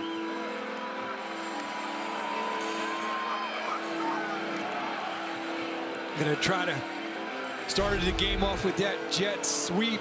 Trying again here, but an outstanding job by Whitlow just getting upfield, getting his big mitts on Sheffield and bringing him down.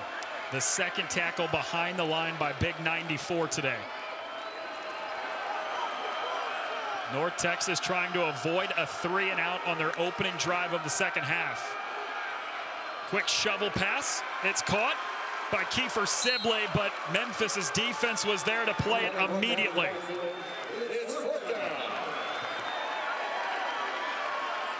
Matt Hudson, the Harvard transfer after 4 years at Harvard, where he was twice named All-Ivy League, comes here to Memphis for his final year. Yeah, nice job. He's just in great position there. Trying that shovel pass. First 3-and-out of the day for North Texas. The punt has Kobe Drake tracking back to the 30.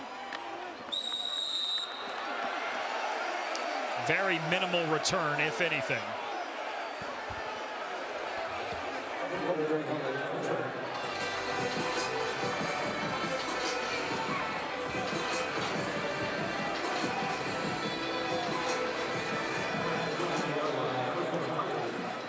Seth Hennigan and this Memphis offense coming out for the first time in the third quarter. And anytime the Tigers scored 28 in the first half, you're thinking Hennigan had a large part of that. He didn't throw a single touchdown pass, though, Craig. Yeah, I mean, this offense kind of lost its rhythm in that towards the end of that first half as well. They did have 108 yards on the ground. I think they can kind of go back trying to work that ground game more here in this third quarter. He did have a rushing touchdown on the opening drive of the game, 1 of 4 for Memphis in that first half. Mario Anderson gets stood up immediately for a short pickup of just 2 yards.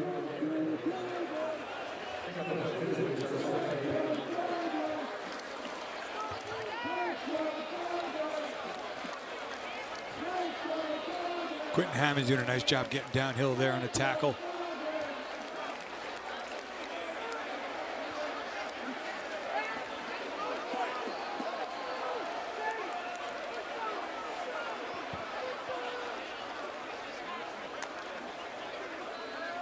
Second and long, play action. Hennigan drops it off to Anderson, the running back's 4th catch with a nifty move down to the 37 as he jukes out Shane Witter. This is really what Hennigan does best. He's going to feed it there. He's going to pull it. He's looking downfield for a play. There's nothing there. He's not afraid just to check it down and let his running back do a nice job of setting him up in a much more manageable third down.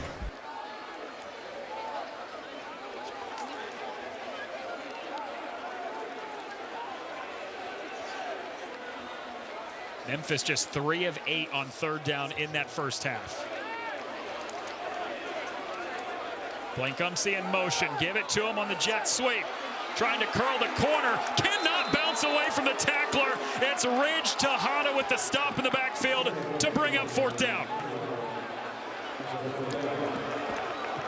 Try to get out on the edge. He's got 2 tight ends out leading him. Number 49 doing a nice job, doesn't allow him to cut it back up inside, and the Tejada on the edge coming up making the tackle. Their top cover guy doing a nice job coming up supporting the run. Ridge Tejada back-to-back years named all-conference, and the coaching staff told us they're getting even more from him this year than they ever have. A fair catch is called for at the 23 by DT Sheffield. 28-24 remains the score. Memphis on top by 4, but it's the North Texas offense coming out next.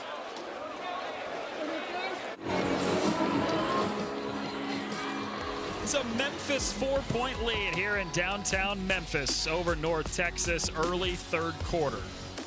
Here's a look at our next ESPN Thursday night game. Undefeated number 20 Pitt hosting 5-1 Syracuse in a huge ACC matchup at 7:30 Eastern.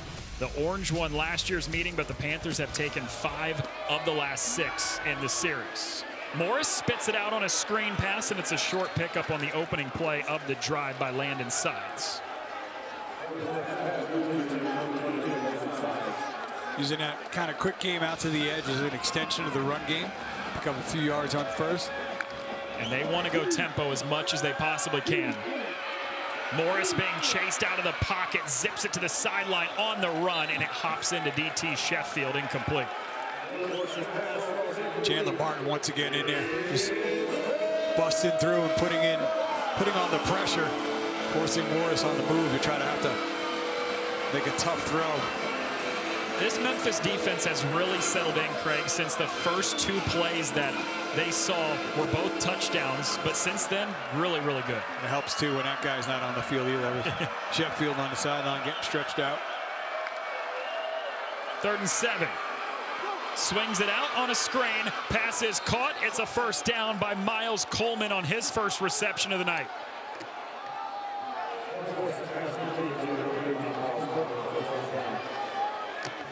Eighth different receiver that Chandler Morris has gotten involved tonight. He's completed a pass to 19 different receivers this season. And tonight it really hasn't been pushing the ball downfield. It's been these plays, getting him out to the edge, letting these receivers be able to make defenders miss, pick up yards after the catch. And off, this is Porter, has a seam and he bolts through it. Has a first down into Memphis territory, dragging defenders with him down to the 33. 30 yards. Yeah, Shane Porter doing a nice job. Those big boys up front just sealing there on the left side, giving a big seam and then barreling downfield. Morris rolling right, flares it out to the sideline, and the pass is pulled in. It's Miles Coleman, who after no catches in the first half has 2 on this drive. And that one run play now starts to get a little bit of a spark, get that up tempo. Get Morris rolling out there. Nice job with some of those off-platform throws. They hadn't had a lot of success in the ground tonight, but a 30-yard run certainly opens that up. And Porter gets dropped behind the line of scrimmage by Elijah Herring.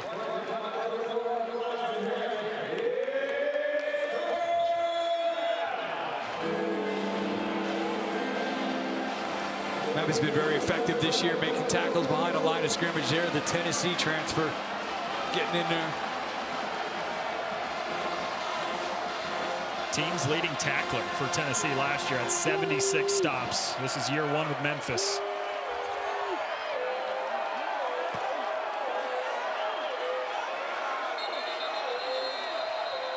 And ahead of a 3rd down, North Texas takes a timeout.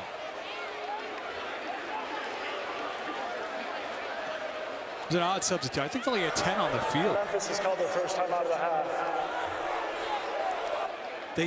They were taking their time with the substitutions.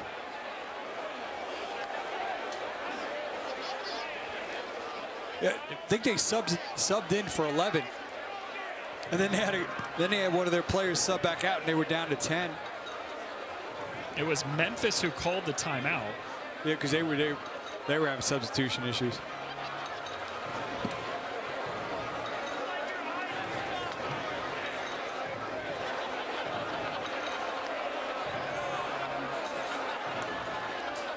It all comes down to this, a winner-take-all Game 5 in the WNBA Championship. The Liberty look to win their first title, while the Lynx look to win their 5th and their 1st since 2017. It all happens tomorrow night at Barclays Center, 8 Eastern, 7 Central on ESPN and the app.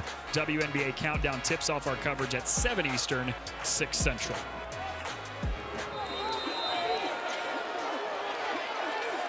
So it's a 3rd and 7 here for Chandler Morris in North Texas.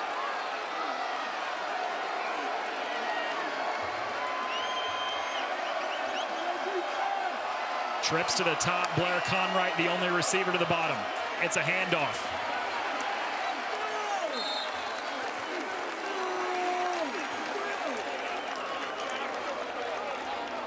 Cormonte Hamilton makes the stop for Memphis to bring up 4th down after a short gain.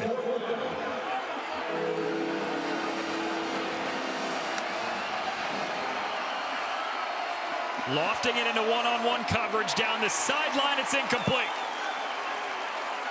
One in Dalton Carnes. It was DJ Bell in coverage for Memphis to force the turnover on downs. 28-24, Memphis with the lead and the football.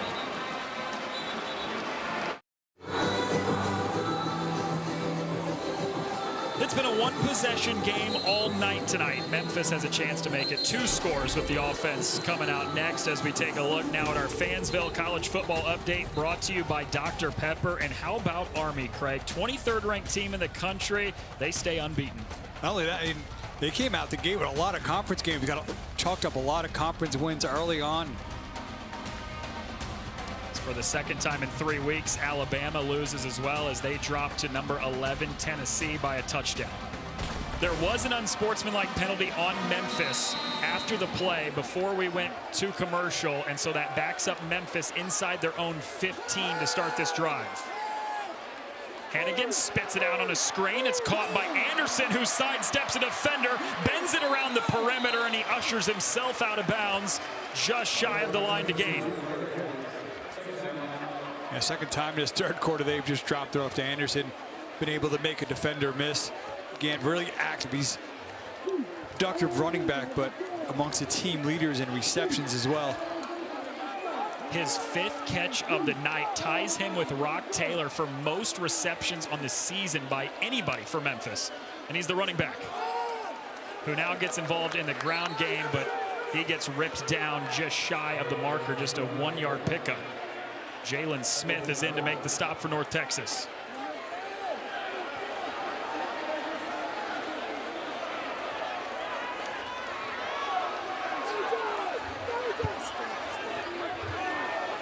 Third and a long one. It's been a rough go of it for third down tonight for Memphis, just 3 of 9.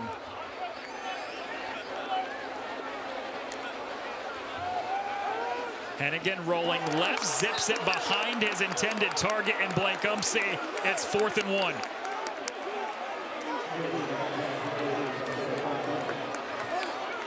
Not just really kind of trusting in that run game to kind of be able to power it forward for a yard. Kind of extension of the run, kind of worked him out a little bit, try to get him to Blankumsey, who kind of plays a little bit of a hybrid role, also using the backfield there, but mainly a receiver.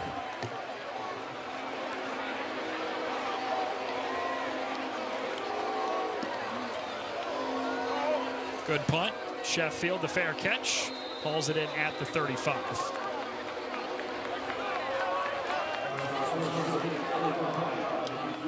This season, Allstate will celebrate every field goal and extra point made by participating universities by making a donation to the university's General Scholarship Fund.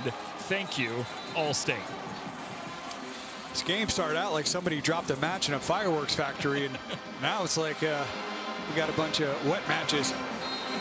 We've seen 4 drives in this second half combined. 3 of them have been 3 and outs. 2 for Memphis, 1 for North Texas. It's the Mean Green offense with the football, down 4, starting the drive at their own 35. Sprays it out on a screen. It's Dalton Carnes who lowers the shoulder just shy of the 40 to pick up 3 yards. Carnes began his career at Houston as a walk-on, earned a scholarship with the Cougars, transferred here this year in his first season with Memphis, and has been a really productive piece in the receiving game.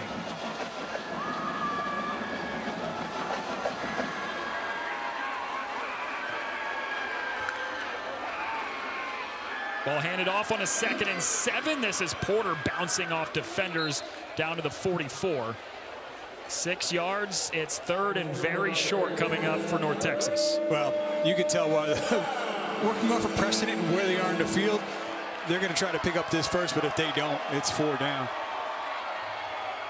Slings it to the sideline. It was over the head of his intended target, and Xavier Kautai, the tight end. Well, we're going to test my theory right now. You keep the offense on the field here? Would I do it, or do I think they are going to do it? I wouldn't. I do think they are. Eric Morris decides he is keeping the offense on the field. They are 0 for 3 on 4th down today.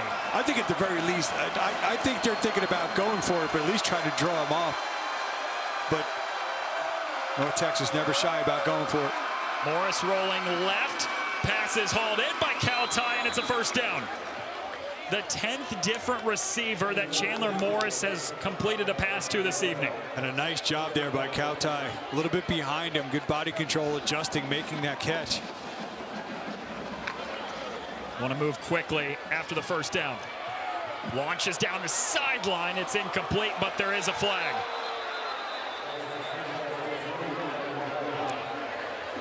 DJ Bell was in coverage against Dalton Carnes.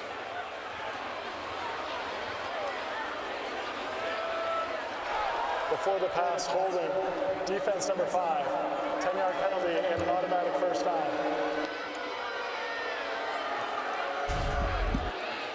Defensive penalty right up top. 5 as he tries to goes back, see him grab that hip. impede his progress downfield. DJ Bell, redshirt sophomore. 6th penalty against Memphis tonight, accumulating 69 yards. Morris pump fakes, now delivers, passes hauled in. Kautai with his 2nd catch on the drive.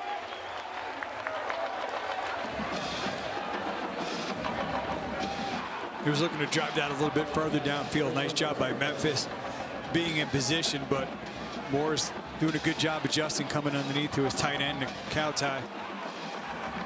Kautai had no catches all season long. He's got 2 on this drive.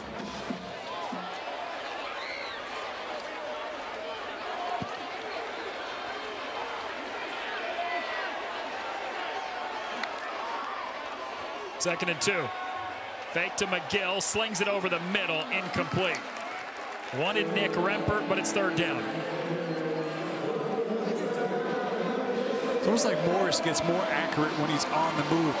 Kind of like it's a little high sometimes. And also that working with that quick pace. Always getting yourself set. His head coach, Eric Morris, called him the most accurate passer on the move I've ever coached. And he said, I've coached some really good quarterbacks. Flushed out to the right, zips it on the run, pass is caught.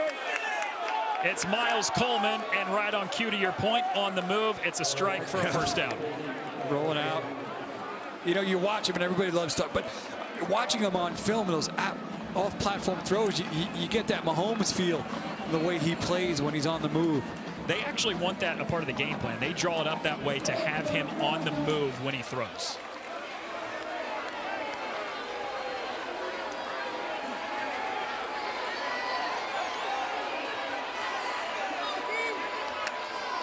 Empty backfield on 1st down. Snaps one over the middle, pass is hauled in. It's Landon Sides, angling to the right, and he's spun down inside the 5. 19 yards to set up 1st and goal for North Texas. Yeah, Landon Sides, see the inside receiver. Nice job. The inside receiver is able to get upfield, kind of create some confusion. Sides able to come underneath, and Morris finds it, puts it on him. Nice run after the catch. Get him inside the 5s. Another young piece, a true sophomore. His Sides had 30 catches last year as a true freshman. 1st and goal from the 5. Morris has a clean pocket, spins to the left, and it's incomplete. Looking for DT Sheffield, who already has 2 touchdowns tonight. Yeah, good job. Coverage there by that Tigers defense. Initially, that North Texas offensive line able to give him some time, but eventually breaking free, putting Morris on the move. And this is not something you almost ever say about North Texas offense. This is their 10th play of the drive. They don't extend drives that much.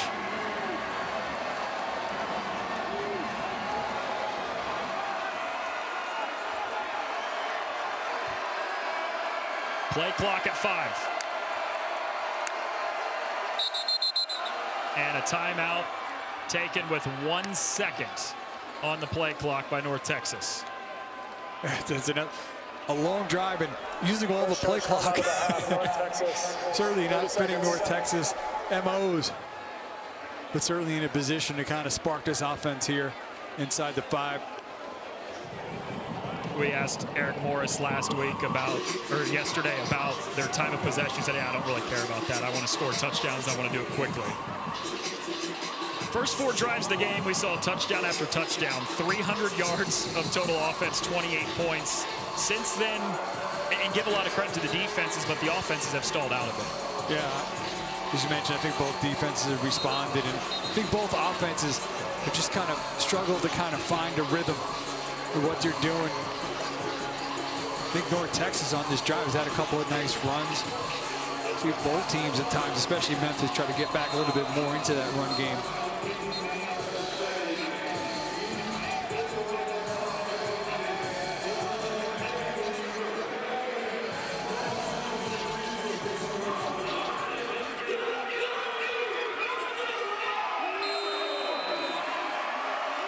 North Texas with a chance to take the lead on the road here late in the 3rd quarter.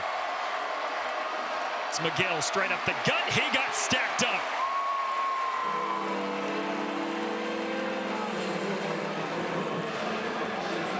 Chandler Martin and Matt Hudson, the 2 linebackers, combined for the stop, and it's 3rd and goal. Not surprised to see Martin in there. Both of those linebackers doing a nice job stepping up, filling.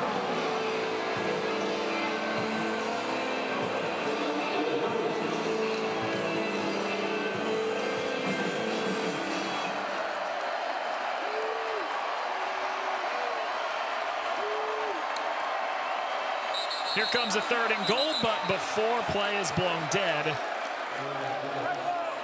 Left side of that line got moving early.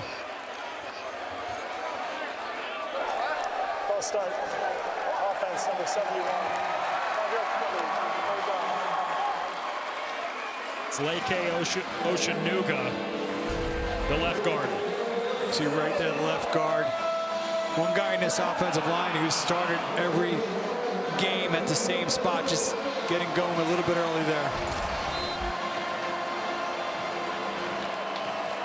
Stirred down, but obviously with this passing attack and giving your receivers a little bit more room to work. Not ideal, but not the end of the world, that penalty. Empty set on 3rd and goal. Morris zips it to the sideline. It's caught. D.T. Sheffield's 3rd touchdown of the night.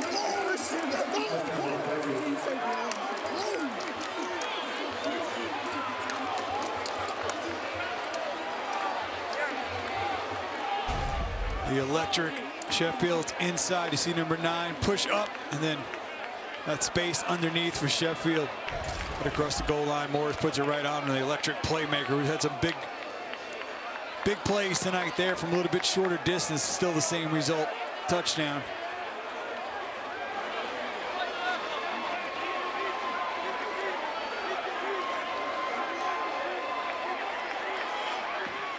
The first score of the 3rd quarter is a North Texas touchdown, and the Mean Green have taken the lead late in the 3rd quarter on D.T. Sheffield's 7th touchdown in the last 4 weeks.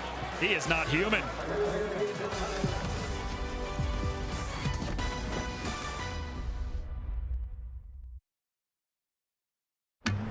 The new 12-team college football playoff begins December 20th on ESPN. Well, the playoff predictor coming into the night tonight had James Madison as the 3rd favorite out of the group of 5 to make the college football playoff, but a loss tonight, and it'll certainly be a different top 3 next week. Yeah.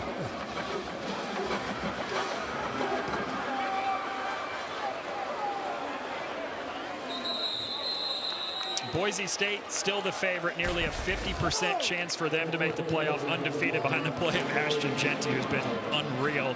Army coming into the day out of the American, still unbeaten at 7-0. They got a 25% chance. Yeah, Army, just sitting a few spots behind Boise State. We're a little bit less than 3 weeks out from that first college football poll.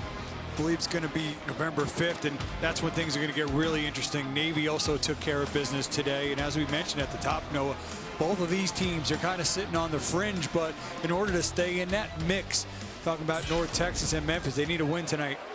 Memphis is still getting quite a bit of talk, even after a conference loss to Navy earlier this season. Quick drop off underneath, pass is caught by Demir Blankumsey. He's taken down at the 31 for 6 yards on the first play of the drive. North Texas at 5-1, 2-0 in conference, only lost to Texas Tech. They've got some big opportunities coming up too. They've got 3 really tough teams on the schedule. Starting tonight with Memphis, they've got Tulane and Army the next 2 weeks.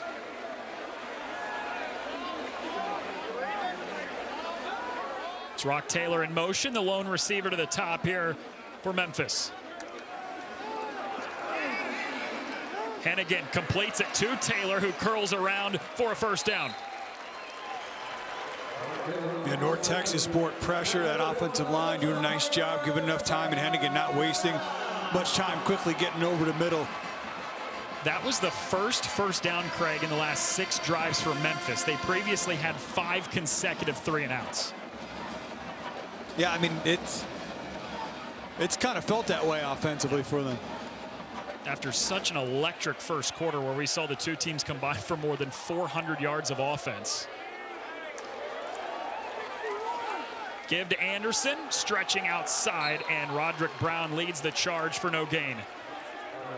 Roderick Brown, kind of the guy, they say he does a lot of the gritty work in there in the trenches, but he's a fun player. When you watch the film, he's a little undersized in terms of height, but does a great job with leverage, uses his hands. He's a really active presence in the interior of that defensive line. See with the big C on his chest too. Shows what his teammates think of him and his importance to that unit. plays with a chip on his shoulder. Matt Capone, the defensive coordinator, told us he had a chance to leave in the offseason but wanted to stay. Hennigan deep downfield, has Blankupsy in stride. Memphis takes the lead back.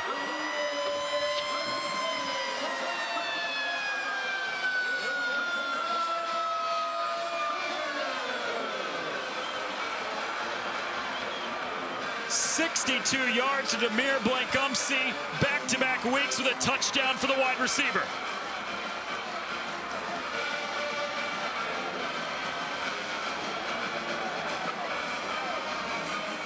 Missed an opportunity earlier in the game to rock Taylor downfield. This time, though, able to connect with Blankupsy. And as you mentioned, after a series of kind of 3 and outs and struggling offensively, hitting a big strike there.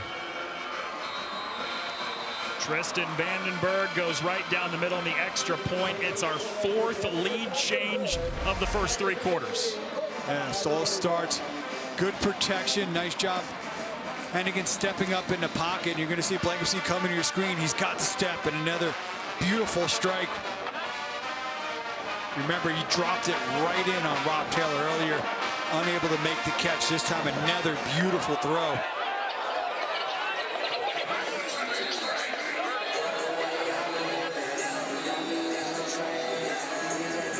See Blankupsy in the middle. He's working the post route.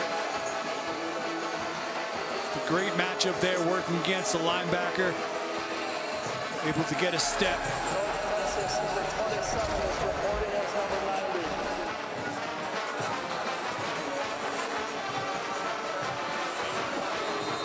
Well, Memphis offense, who had been slowed down dramatically over the end of the second quarter and end of the third, strikes with a 62-yard pass from Hennigan to Blankupsy to take the lead back. And now it's Eric Morris and company's chance to respond near the end of the third.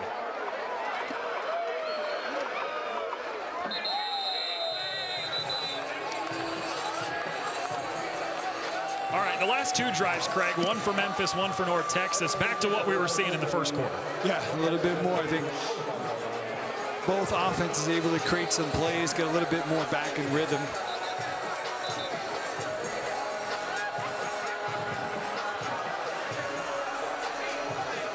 DT Sheffield, who had the touchdown last drive, has 3 scores on the evening, has gone over 100 yards in back-to-back weeks. 2 receiving, 1 rushing touchdown for Sheffield.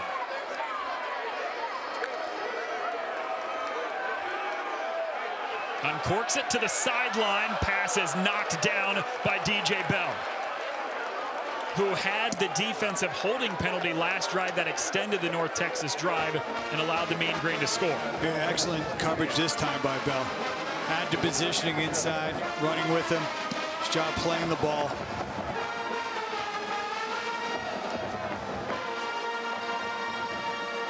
As you mentioned a penalty earlier. Good DBs have that short-term memory, able to shake that off, come back, make a nice play there. Morris showing patience, now rushing out to the right, slings in a pass, and it's caught by Blair Conright for a first down. 15 yards to move the sticks.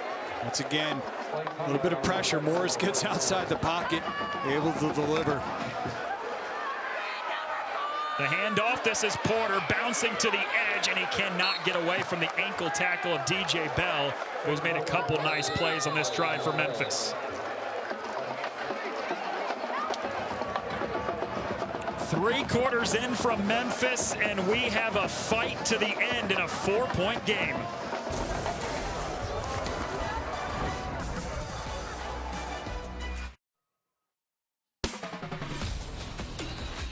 To the 4th quarter we go from Memphis as we welcome you back to the American on ESPN in a game that has featured 3 ties, 4 lead changes, and neither team has led by more than 7.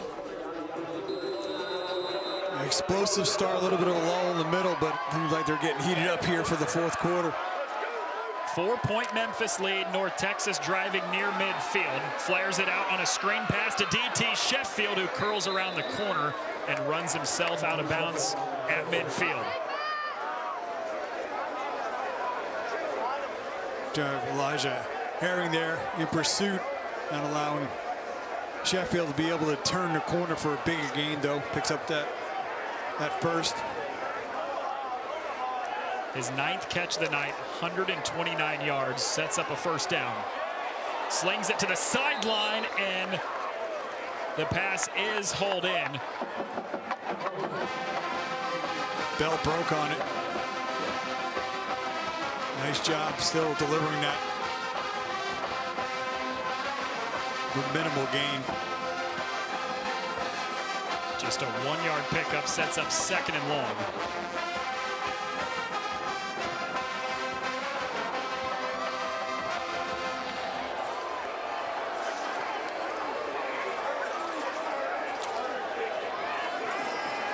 Here's Morris stepping up in the pocket, uses the legs. Haven't seen it a ton tonight, but this one's effective. Morris, 49 yards and a touchdown to give North Texas the lead.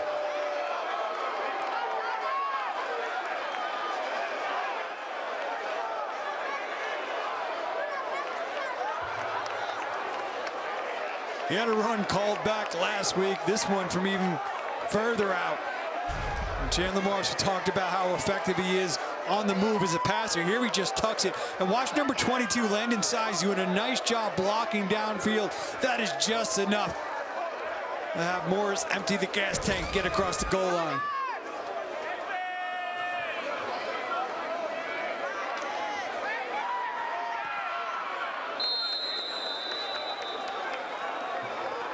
Another touchdown of less than 2 minutes for North Texas. And Chandler Morris going to break it downfield.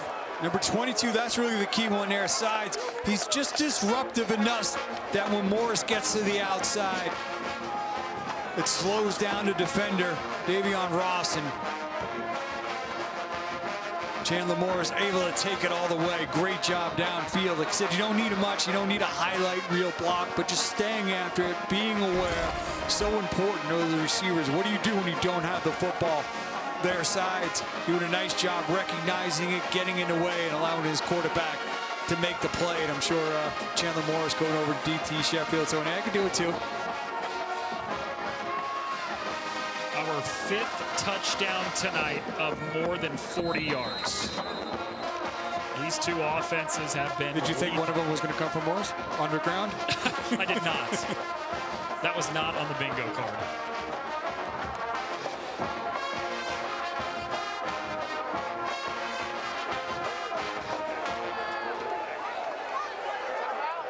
Low line drive kick that bounces out. Memphis with great starting field position. Free kick out of bounds. Kicking team number 29. The ball will be placed at the 35-yard line by rule. We've had some great explosive plays every once in a while. Special teams pops their head up. Hey, we're going to mess things up a little bit.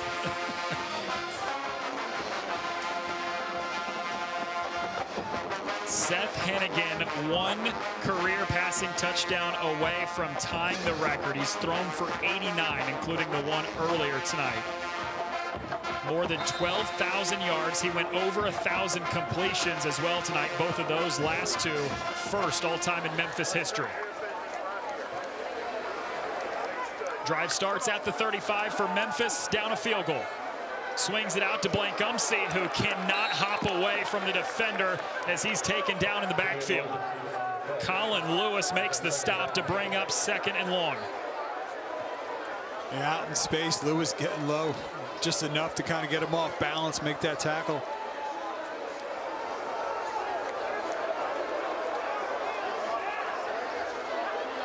Five lead changes on the night now. Memphis trying to respond.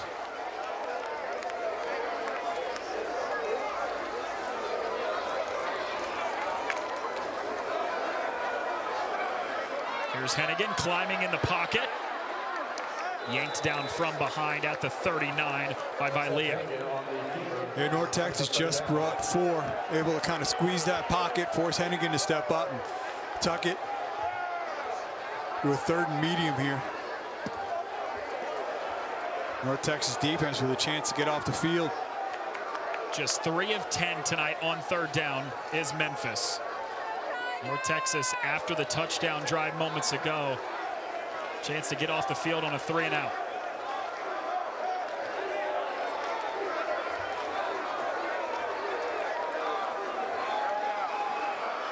Hannigan over the middle. Pass is caught by Blancumsey. He's got the first down and much more into North Texas territory. That's what they needed to kind of keep this drive going. Blancumsey coming from his right, crossing over the middle. Gets the protection that he needs, and Hannigan puts it right on him, allows him to run after the catch, pick up that first down, keep this drive alive. Goes for 20 yards to Demir Blancumsey.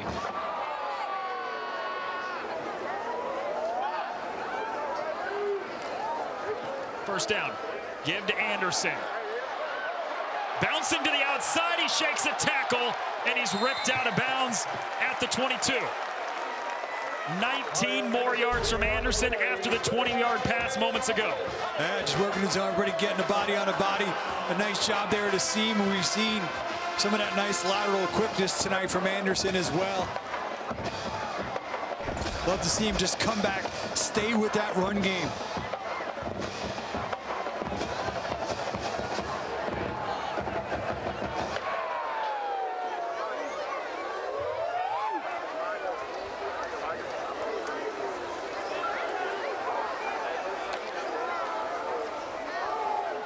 Second straight carry for Anderson after he just went over 100 yards on his last one. He gets ripped down by Brian Nelson behind the line of scrimmage. Yeah, nice job by the corner. I like that they stayed on the ground, but there, just a good job by North Texas. Everybody stepping up, stringing that out wide, and then Nelson doing a good job, the corner coming downhill, making a tackle in space.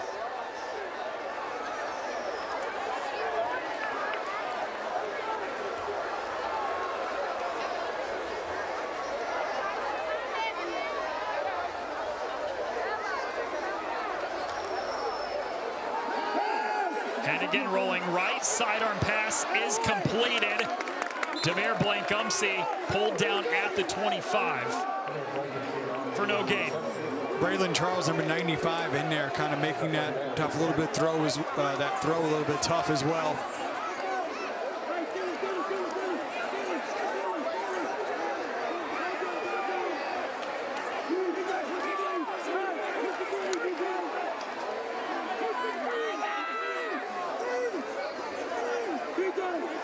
Memphis has completed a third down on this drive, but this one's a 3rd and 12.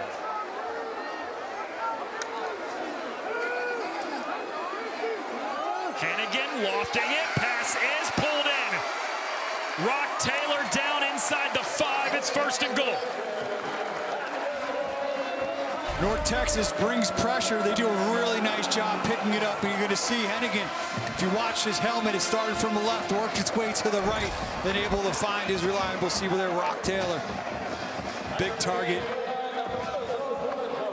Seth Hannigan goes over 300 yards for the 3rd time this season after 19 of them on that one to Rock Taylor. 2 tight ends in the backfield here, Noah.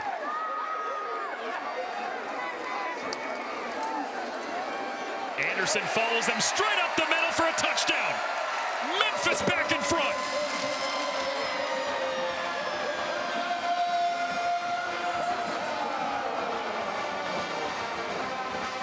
Third touchdown on the ground tonight for Mario Anderson.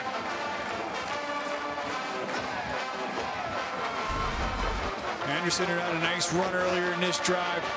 2 tight ends, you see big number 86, Brendan Doyle with a nice block. The big guy's creating a seam inside. Anderson punching it in.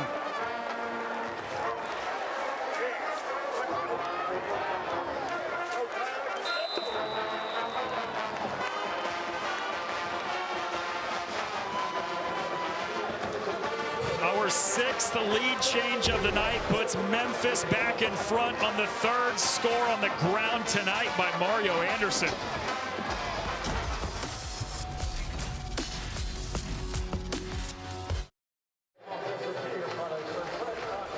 This is such a cool Memphis tradition, the Peabody Daily Duck March. Twice daily, 11 a.m. and 5 p.m. every day at the Peabody Hotel. This has been going on since the 1930s, and as you can tell, it draws quite the crowd. Yeah, we're staying right next to the Peabody, and we went for breakfast there yesterday. We must have just missed that. Yeah, I think we did. We saw a big group of people flooding over to the hotel, and that's clearly what that was about. And after back-to-back touchdown drives for Memphis, one might even say that the Tigers are starting to get their ducks in a row. There you go. Or the chicken dance, one of the two. Too bad we already used our timeout, our commercial break there. You didn't like that one? Appreciate the effort. One of these days you'll appreciate me, Greg. Probably just mad I didn't think of it first. 4 second-half lead changes in this game. North Texas gets the football back, down by 4, 9:23 to go on the road. Morris activating the legs, jumps away from one, and he slides down at the 32 to pick up 7 yards on the first play of the drive. Yeah, nice little nifty move there on that run as well. Morris be quite active as a rusher. Team's leading rusher now after that last one. He's got 84 yards on the ground to go with his 285 and 2 scores through the air. What was it Eric Morris told us yesterday? He doesn't run much because he doesn't like to get hit. He's got almost 100 yards on the ground. He's also sliding and making guys miss stuff. You can run when you can do that. It's an effective way to not get hit. Porter bouncing off tacklers, and he cannot turn it into a positive play. He is dropped well behind the line by A.J. Watts. Loss of 4. And a big play by Watts because he doesn't make that play. He's around the edge, and that's a big run. Last drive was a 62-yard touchdown run by Morris. Here on 3rd down, floats it over the top, down the sideline, pass is broken up. It's Davion Ross with the deflection.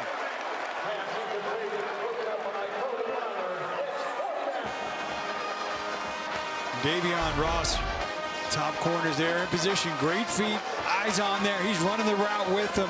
It's a little bit of contact, but you know what? He's working back. He's looking for the football. Outstanding coverage there by number 1. A former FCS All-American, started his career at Eastern Kentucky, where he actually went to college as a wide receiver, made the move to cornerback before his freshman season.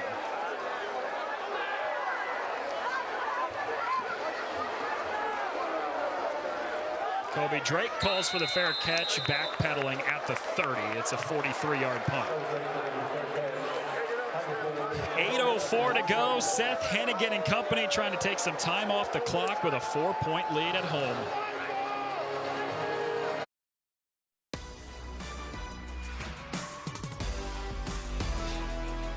ESPN College Football Primetime is presented by Ice Cold Dr. Pepper. College football, it's a pepper thing.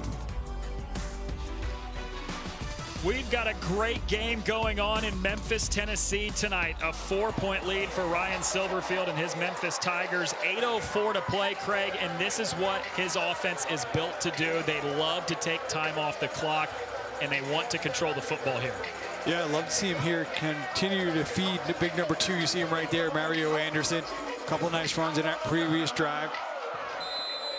He's got 3 touchdowns on the ground tonight, does Anderson. And on the first play of this drive, he sheds a tackle and bolts through the crease. And Anderson is dragged down from behind on a touchdown-saving tackle inside the 20 by Jalen Smith. 53 more yards for Mario Anderson.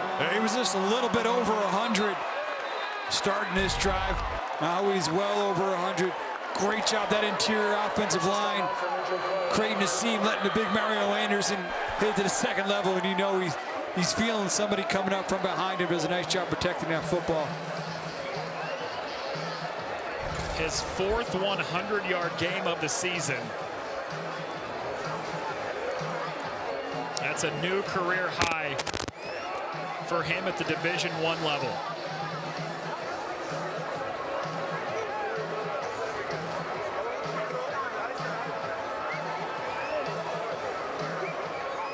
Jalen Smith, the team's 2nd leading tackler for North Texas, made that tackle to save a touchdown, but slow to get up afterward.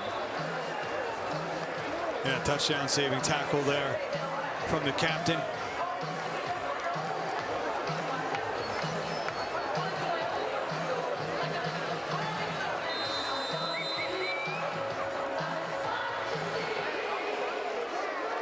Did not finish the game last week due to being ejected in the first half, but the last 2 games that he's played the full way, he's gone over 100 yards in both. Hennigan rolling left with great protection, and now he's finally ripped down. Roderick Brown with his 2nd sack of the night. Yeah, when you got the nose making the tackle outside the numbers, that's on your quarterback. You got to know things are stretching out. There's nothing there. Throw it away. You see him right there. He just kind of pat him, so that's on me. Well, Memphis has only given up 6 sacks all season coming into tonight, and Tim Cramsey, the offensive coordinator, told us yesterday that about 4 or 5 of those have been on the quarterback. The offensive line has been phenomenal protecting him.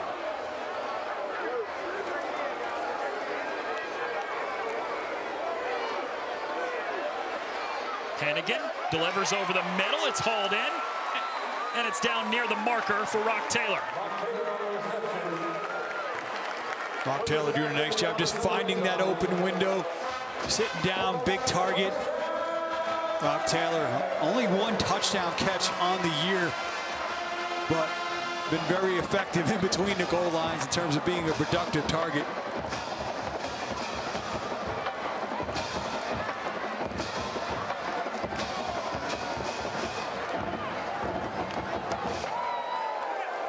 First and goal from the 7. Memphis a chance to take a 2-score lead.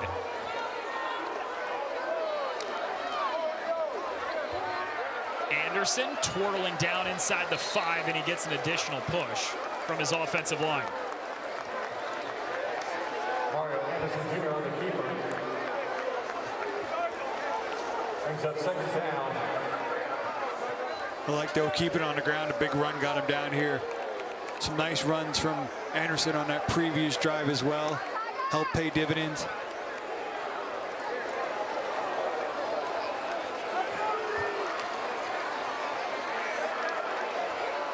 Already 3 touchdowns on the ground for Mario Anderson, knocking on the door of another.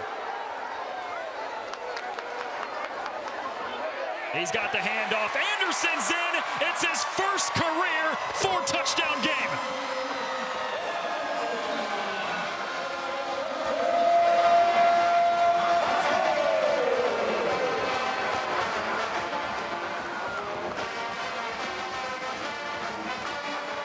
Gordon, 2 tight ends. You're going to have number 33, Chisholm, up top. You see big number 71 turning out.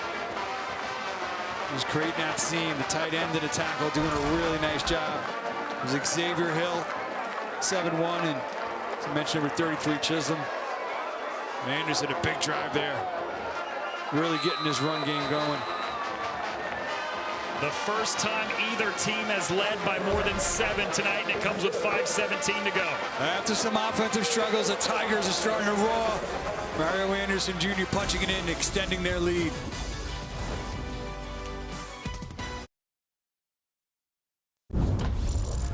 A record-setting night tonight for Mario Anderson. He's tied a Memphis record with 4 rushing touchdowns. Yeah, he's just been outstanding, especially in this second half. The big guys up front have been giving him lanes. He's been able to make some defenders miss, and after really an early and unnecessary exit from last week's game, he's done an outstanding job of bouncing back. Everybody loves a comeback story, and certainly Mario Anderson Jr. this week has done that with his performance. And he's letting you know how many touchdowns on the ground. 1, 2, 3, 4 of them tonight for Mario Anderson. Ryan Silverfield was telling us yesterday that he's been hearing some rumblings that people are frustrated that they haven't been having the offensive explosive year that they had last year. Scoring nearly 50 tonight, that might be the explosion to get them rolling. Yeah, I mean, first of all, that type of talk is just absolutely ridiculous. They're now at 34 straight games at 20 plus. If you're upset with that offense, you need to reassess your frustrations as a fan. And it's showing they can win games multiple ways because this defense is significantly better than it was a year ago. We'll see how there's still a lot of football to be played with an explosive team like North Texas, but so far this Memphis defense has really responded after a slow start. Morris spits it out on a screen. That's Shane Porter who ducks away from a tackler. Sheds another before he gets ripped down. Just shy of the marker on a pickup of 7 on the first play. Not surprising, Porter the background as a receiver, you know, make that catch and make some defenders miss. Played for 3 years at Kansas State, where he was mainly a special teams guy. And a flag before the snap. A nice first down pickup, negated. False start, offense, number 54. 5-yard penalty, second down. I think if you're a Memphis fan too, this defense, it could have been very easy for it to spiral after that start. To really kind of regress and go backwards, and they were able to calm down, and against a really explosive foe, they've been able to kind of settle back in, and really, even though North Texas has scored since that point, they've made them earn them. Morris rolling left, sets the feet, rips it down the sideline for Sheffield, and it's broken up. There is a flag back near the line of scrimmage. A.J. Watts was in coverage to knock that ball away.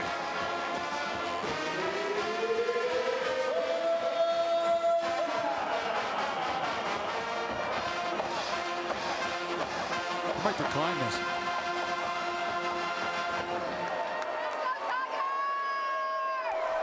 Holding, offense number 87. 10-yard penalty, second down. Instead, they accept the 10-yard penalty on the holding. So after a 7-yard run on the opening play of the drive, North Texas has committed back-to-back penalties. Get it though, pushing him back. Give it another second down, but a second and long.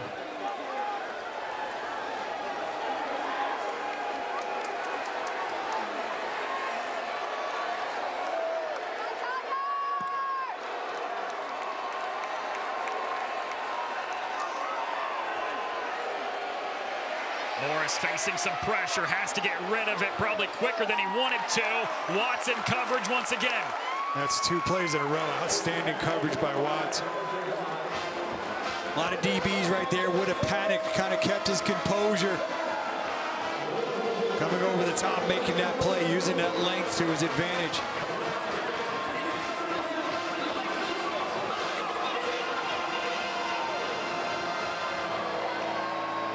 Longest third down North Texas has faced tonight. They need 18 yards.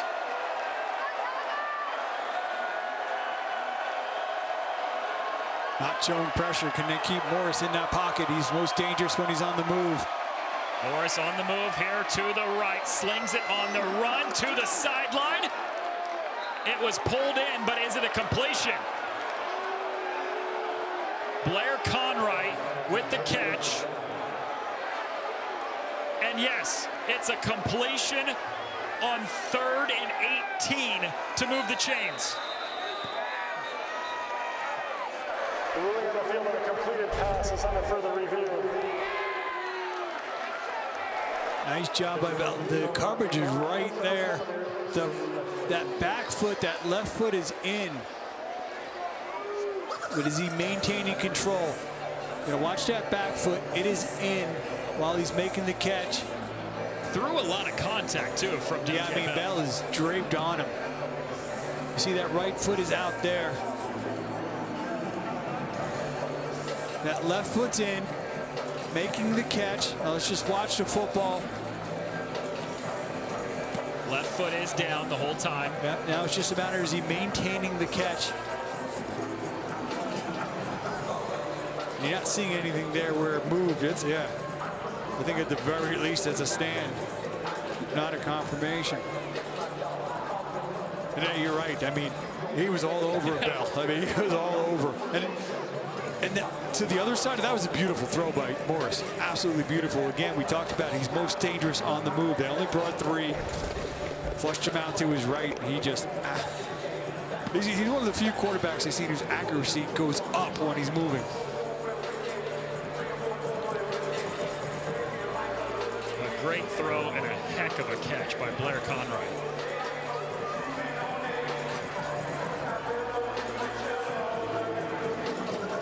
Be a huge 3rd down conversion from way behind the chains. See Bell is early. He's all over him. All over him. And just the outstanding concentration. That foot is in. Don't see any movement for that football. After reviewing the play, the ruling on the field of a catch is confirmed. It's It's first down at the 40-yard line. The game clock will start on my signal. A 3rd and 18 conversion, and that puts Chandler Morris over 300 yards passing for the 4th consecutive week. And to do it on a huge 3rd down conversion. 22 yards on a 3rd and 18. The drive continues from the 40. North Texas was in a nearly identical situation last week. Down 10 with less than 4 minutes to go. Got 2 touchdowns late against FAU to win it. Morris throws across his body. Conwright with back-to-back catches into Memphis territory for a 1st down. And once again, it's Morris on the move. Memphis, you got to, it sounds weird, you got to keep him contained in that pocket. Morris in the pocket this time, and it forces an incompletion.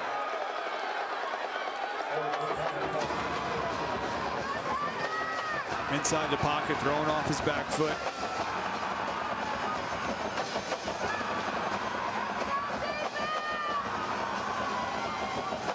Complete change up front by Memphis in terms of substitution. All 3 new bodies, big bodies up there.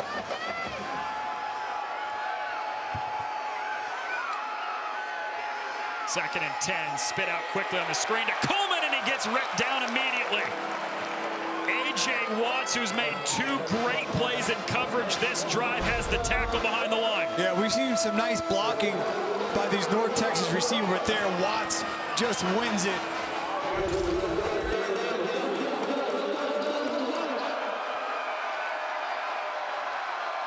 Morris flares it to the sideline, incomplete. He wanted Wyatt Young, his true freshman wide receiver.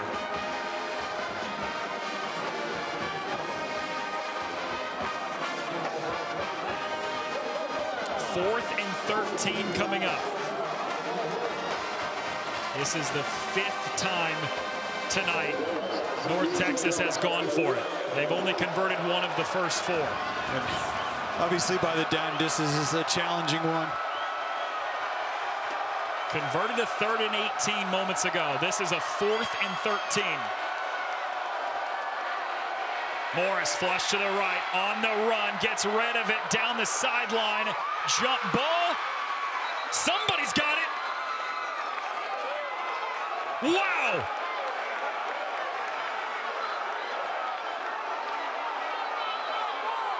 A 37-yard completion is what one of the officials is signaling. On wrestling night in Memphis, a wrestling match breaks out. Wow, Bell looks like Bell's going to get the initial possession of this. He's going to go up and get it. They just wrestled it away. That's Miles Coleman who brings it down on a 4th and 13. And I think we're looking at this one. The ruling on the field of a completed pass by the offense is under further review. My goodness, a 3rd and 18, and now for the moment, a 4th and 13 completion. He steps in front. He has that initial possession of the football, and as they're going down, receiver's going to work to try to rip it away. Coleman just fighting for it, and it still looks like there that Bell has it.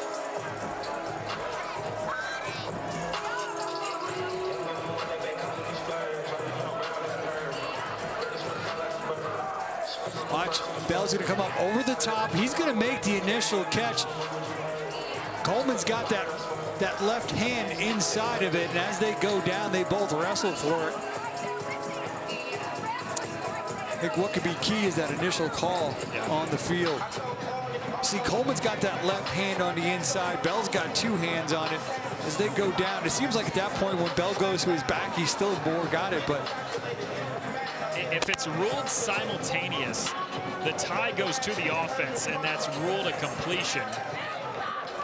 After reviewing the play, the ruling on the field of a completed catch by the offense stands.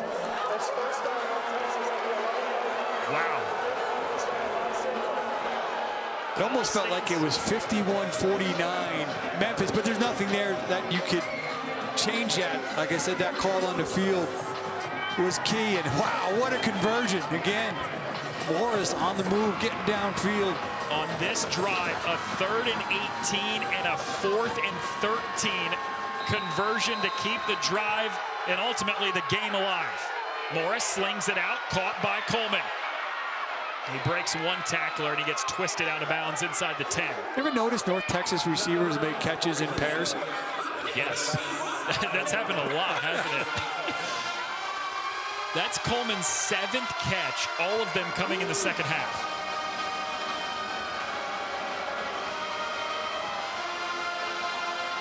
So got to watch here. We've seen he's not really a runner, but Morris has been effective tonight when he gets a lane. Morris, pocket collapsing, rolling left, on the throw, caught! It's Blair Wright for a touchdown.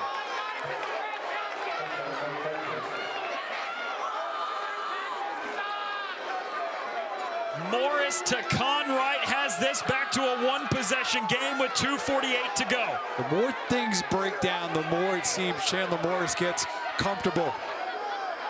Offense staying on the field to go for 2 to try to pull this to a field goal deficit.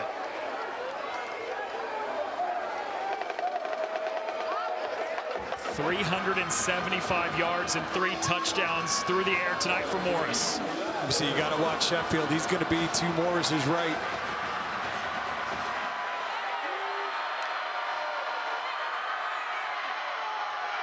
Rips it to the back of the end zone. It's incomplete. He wanted Conright, who just had the touchdown reception. It stays a 5-point game. He had some heat on that, a little bit behind him. Here, once again, it was just Morris. Just once things break down, he just becomes so dangerous, so poised. A nice job there, a little bit off balance, but still squares up those shoulders, puts it right on his receiver. See him on the move, eyes downfield, squares up, makes the big play. They're unable to get a 2-point conversion. But a big response too, because you got to remember that drive included a 4th down conversion. What I think it was 4th and 13. Or 4th and 13, also a 3rd and 18. North Texas hopes remain alive. Arguably the most surprising team in the American this season. They were preseason picked to finish 9th in the league. They're an unbeaten 2-0 in conference play, 5-1 overall, with their only loss coming to Texas Tech. This is also a team, this stat blew me away as we were preparing for this game. They had the largest roster turnover of any program in the country.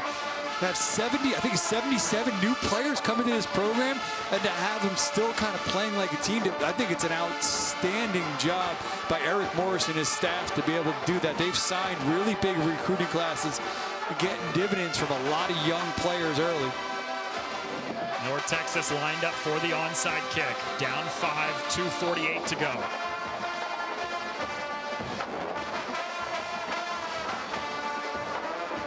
Blake Ford on the onside kick, and Memphis has it. It's Kobe Drake on the hands team for Memphis. A lot of time, 2:47. Well, Texas to that has 2 point, timeouts. with 2 timeouts and the 2-minute timeout, maybe a little bit premature to go for the onside there. You think so? I think so. I know Memphis is playing a lot better. They've been running the football in terms of their offense heating up in the second quarter, but I think you got a chance to maybe with those, including the 2-minute timeout, 3 stops to. Now you're giving this Memphis offense really good field position. We set the game clock to 2 minutes and 48 seconds. 2:48. Now, you could also think that if Memphis tries to go for a field goal here, it's a wild card. They've struggled tonight. So after the onside kick, drive starts at the North Texas 44 for Memphis. Give to Anderson, bouncing off tacklers, has a seam, and he's ripped down at the 35 for 9 yards. Now it's almost like he's starting to feel it now. 173 rushing yards for him. He's thinking to himself, I got 5 fingers. I already counted off 4. We love to leave the thumb hanging. He's tied the Memphis record for rushing touchdowns in a game with 4 tonight. A 5th gives him the record all to himself. I think they're caring a lot more about winning this football game, though, up 5 with 2:10 to go. Well, good way to try to get that done. We keep feeding him. Anderson's got the first down and brings us to the 2-minute timeout here in the fourth quarter. Tigers up 5 with 2 to go, trying to hold on here at home.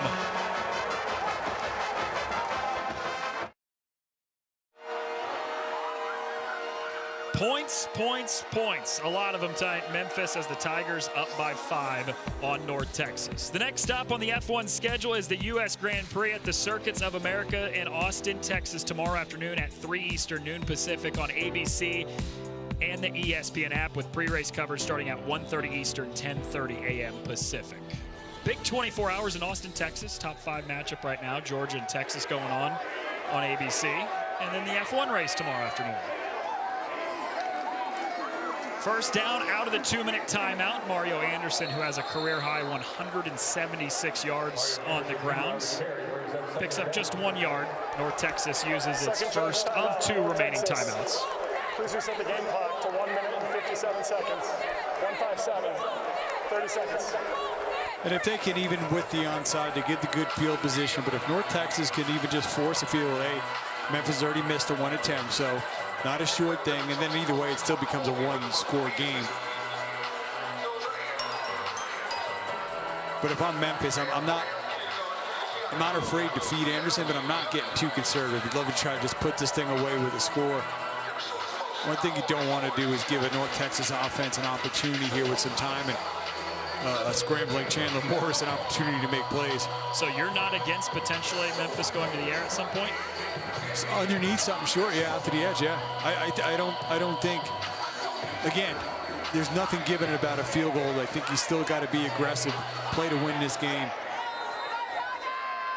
Memphis did miss its only field goal attempt earlier tonight in the first half.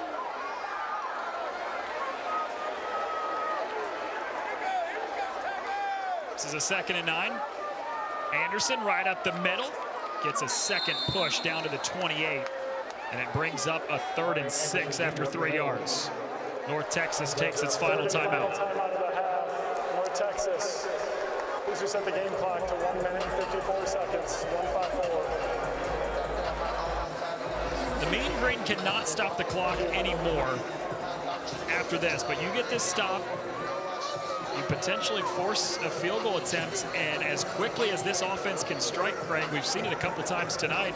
They've had 2 one-play touchdown drives. This game's not over. Yeah, you know, even if you can get this down, trying to talk myself into maybe even think if you can get into a 4th and 1 or a 4th or 2, do you try to seal the game and go for it?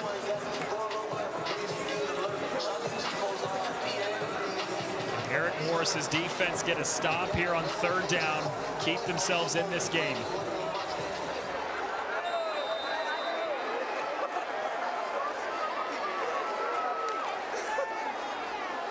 Anderson right up the middle, rips down at the 25. So you're looking at 4th and a long 2, short 3 maybe. What do you think? Yeah, now that's 2. I think here you got to run it down and then kick. You know, start letting the wheels turn if it's like 4th and 1, maybe 4th yard and a half. But here, I think you got to go ahead, let time tick down, and then go for that kick. What was the miss from? It's 32 yards was the missed field goal earlier in the first half. This one, you're looking at about a 42-yarder. And it's huge because there's a difference between 2nd charge timeout of the half. Memphis. North Texas potentially marching down to win, or North Texas marching down to try to tie.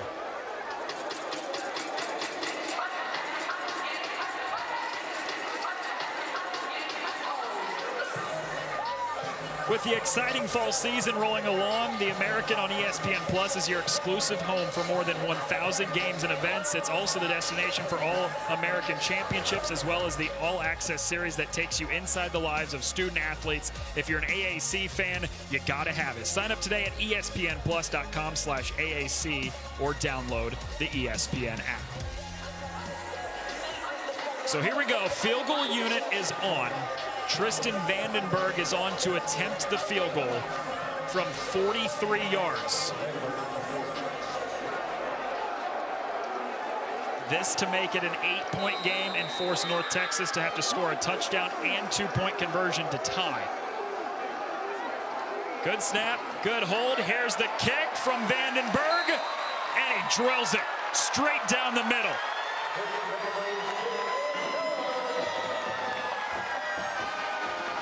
So you can kind of a little bit call this a push. Both teams kind of estimations worked out. North Texas tried the onside kick, knowing they needed to at least hold him to a field goal, give him the good field position check. They did that. Memphis kept a little conservative, tried to run the football, put themselves in a position to try a field goal attempt, able to nail it. Now force North Texas at the very best to be able to put themselves in a position to try to tie it up. So Vandenberg's first field goal attempt of the season is a 43-yarder that he nails down the middle with 1:05 to go to make this an 8-point game.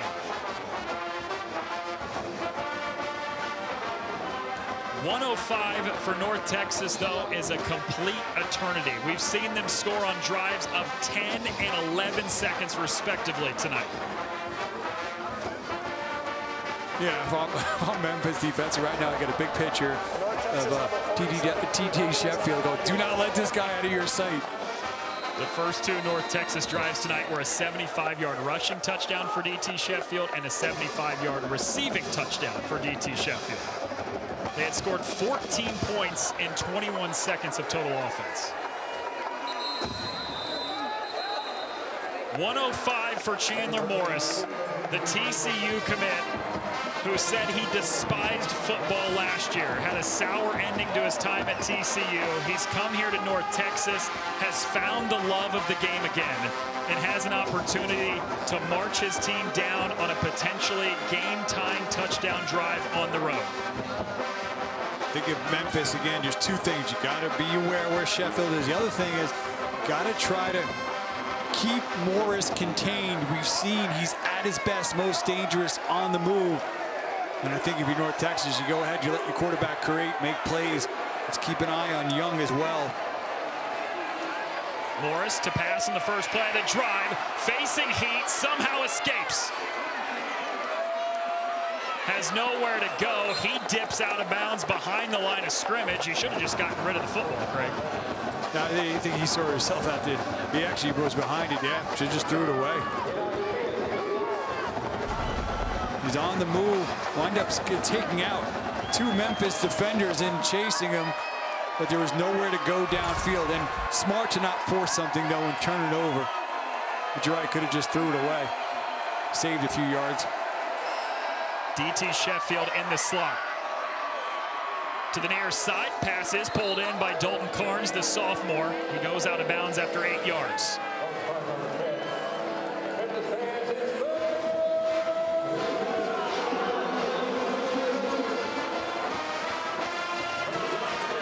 Third and 6, 51 seconds to play.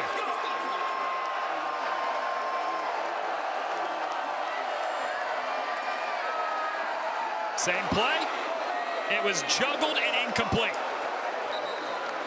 Great break on the ball there by Ross. There is a flag thrown down at the 37-yard line.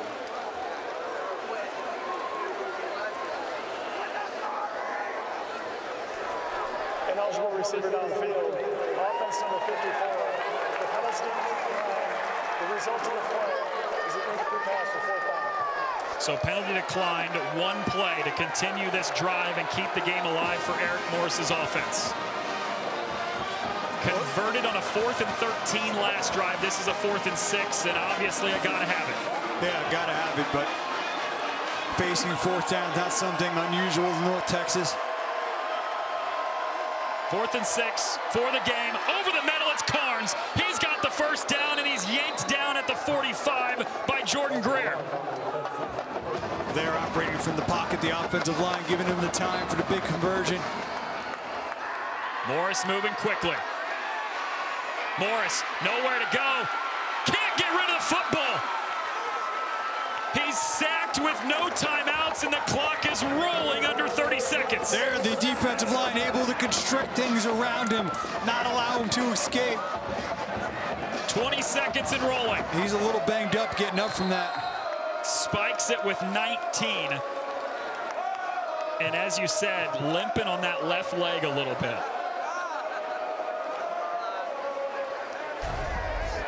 So 4th and 6, not something that is unusual. A lot of calmness there, good protection, getting it over the middle, get the conversion. And now here, this is the thing, when he gets out, he's so dangerous. That front though, he just constrict things around him. He's in the pocket, bring him down. 3rd and long. Rips it over the middle, pulled in. It's Wyatt Young, the freshman, and it's a 1st down. Clock stops momentarily at 13 seconds. Beautiful throw right over a linebacker to 2nd level. They're gonna run a play. 10 seconds. Sliding catch inside the 20 by Blair Conroy. And it will stop the clock for the 1st down. You gotta hurry up, you got a chance.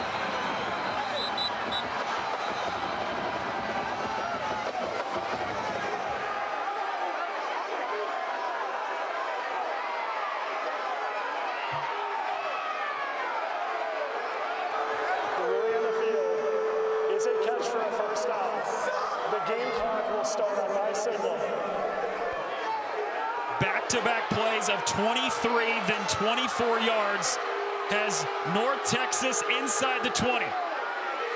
8 seconds to go.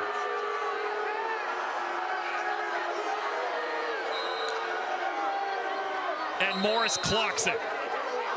With 7 seconds to play, they need a touchdown and a 2 to tie it. Thinking they were going to clock it before going for it, and then kind of the officials needing the time to get the chains set back up, put him in perfect position here.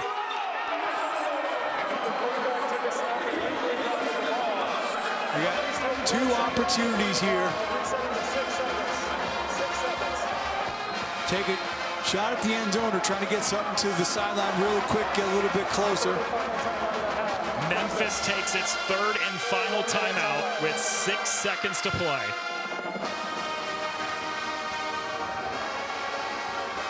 Oh, is this awesome or what? I mean, just North Texas, I mean, you think you got them in a 3rd and long or 4th and long, they just keep responding. And I'll tell you what, that play there, just the kind of the gutsiness there, it almost seemed like he was thinking, almost a little bit of the fake, looking to clock the football and then getting it downfield.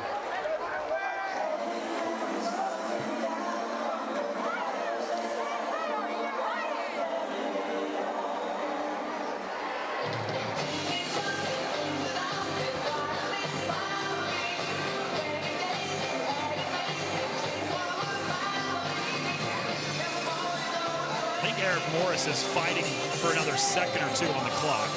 Yeah, it's figured if it's starting on his signal and they snap it as soon as he does, I think it shouldn't take that long to kind of get that type of play executed.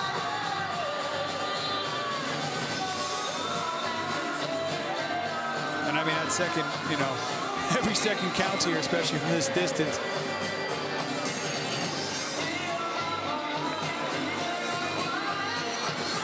Anything they do, they either got to strike to the end zone or get it out to the edges. Morris gets out of the pocket a lot. If he scrambles in the slightest, they've only got one opportunity. And if I'm Memphis, I'm not afraid to bring pressure here. And they do it. Morris lofting to the end zone. It's incomplete.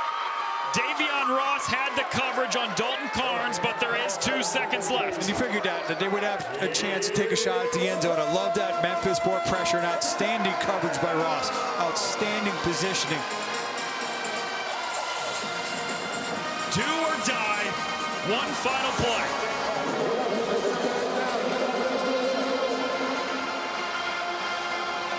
Two seconds left. Ball at the 18. Memphis, you got to know where Sheffield is.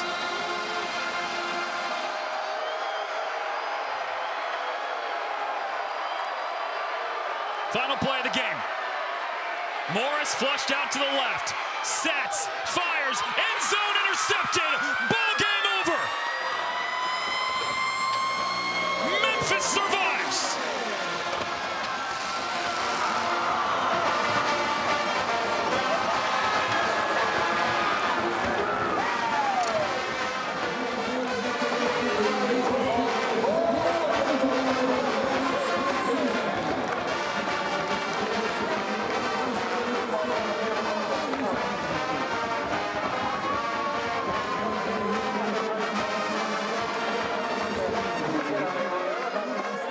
These two get together, it's just fun.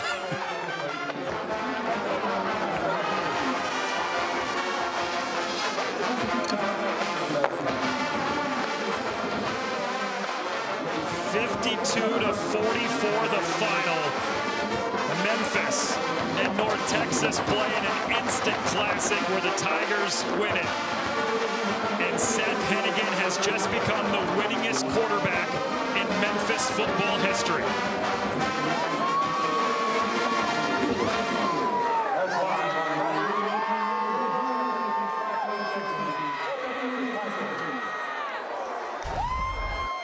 They only bring 3, but it's enough to disrupt the pocket.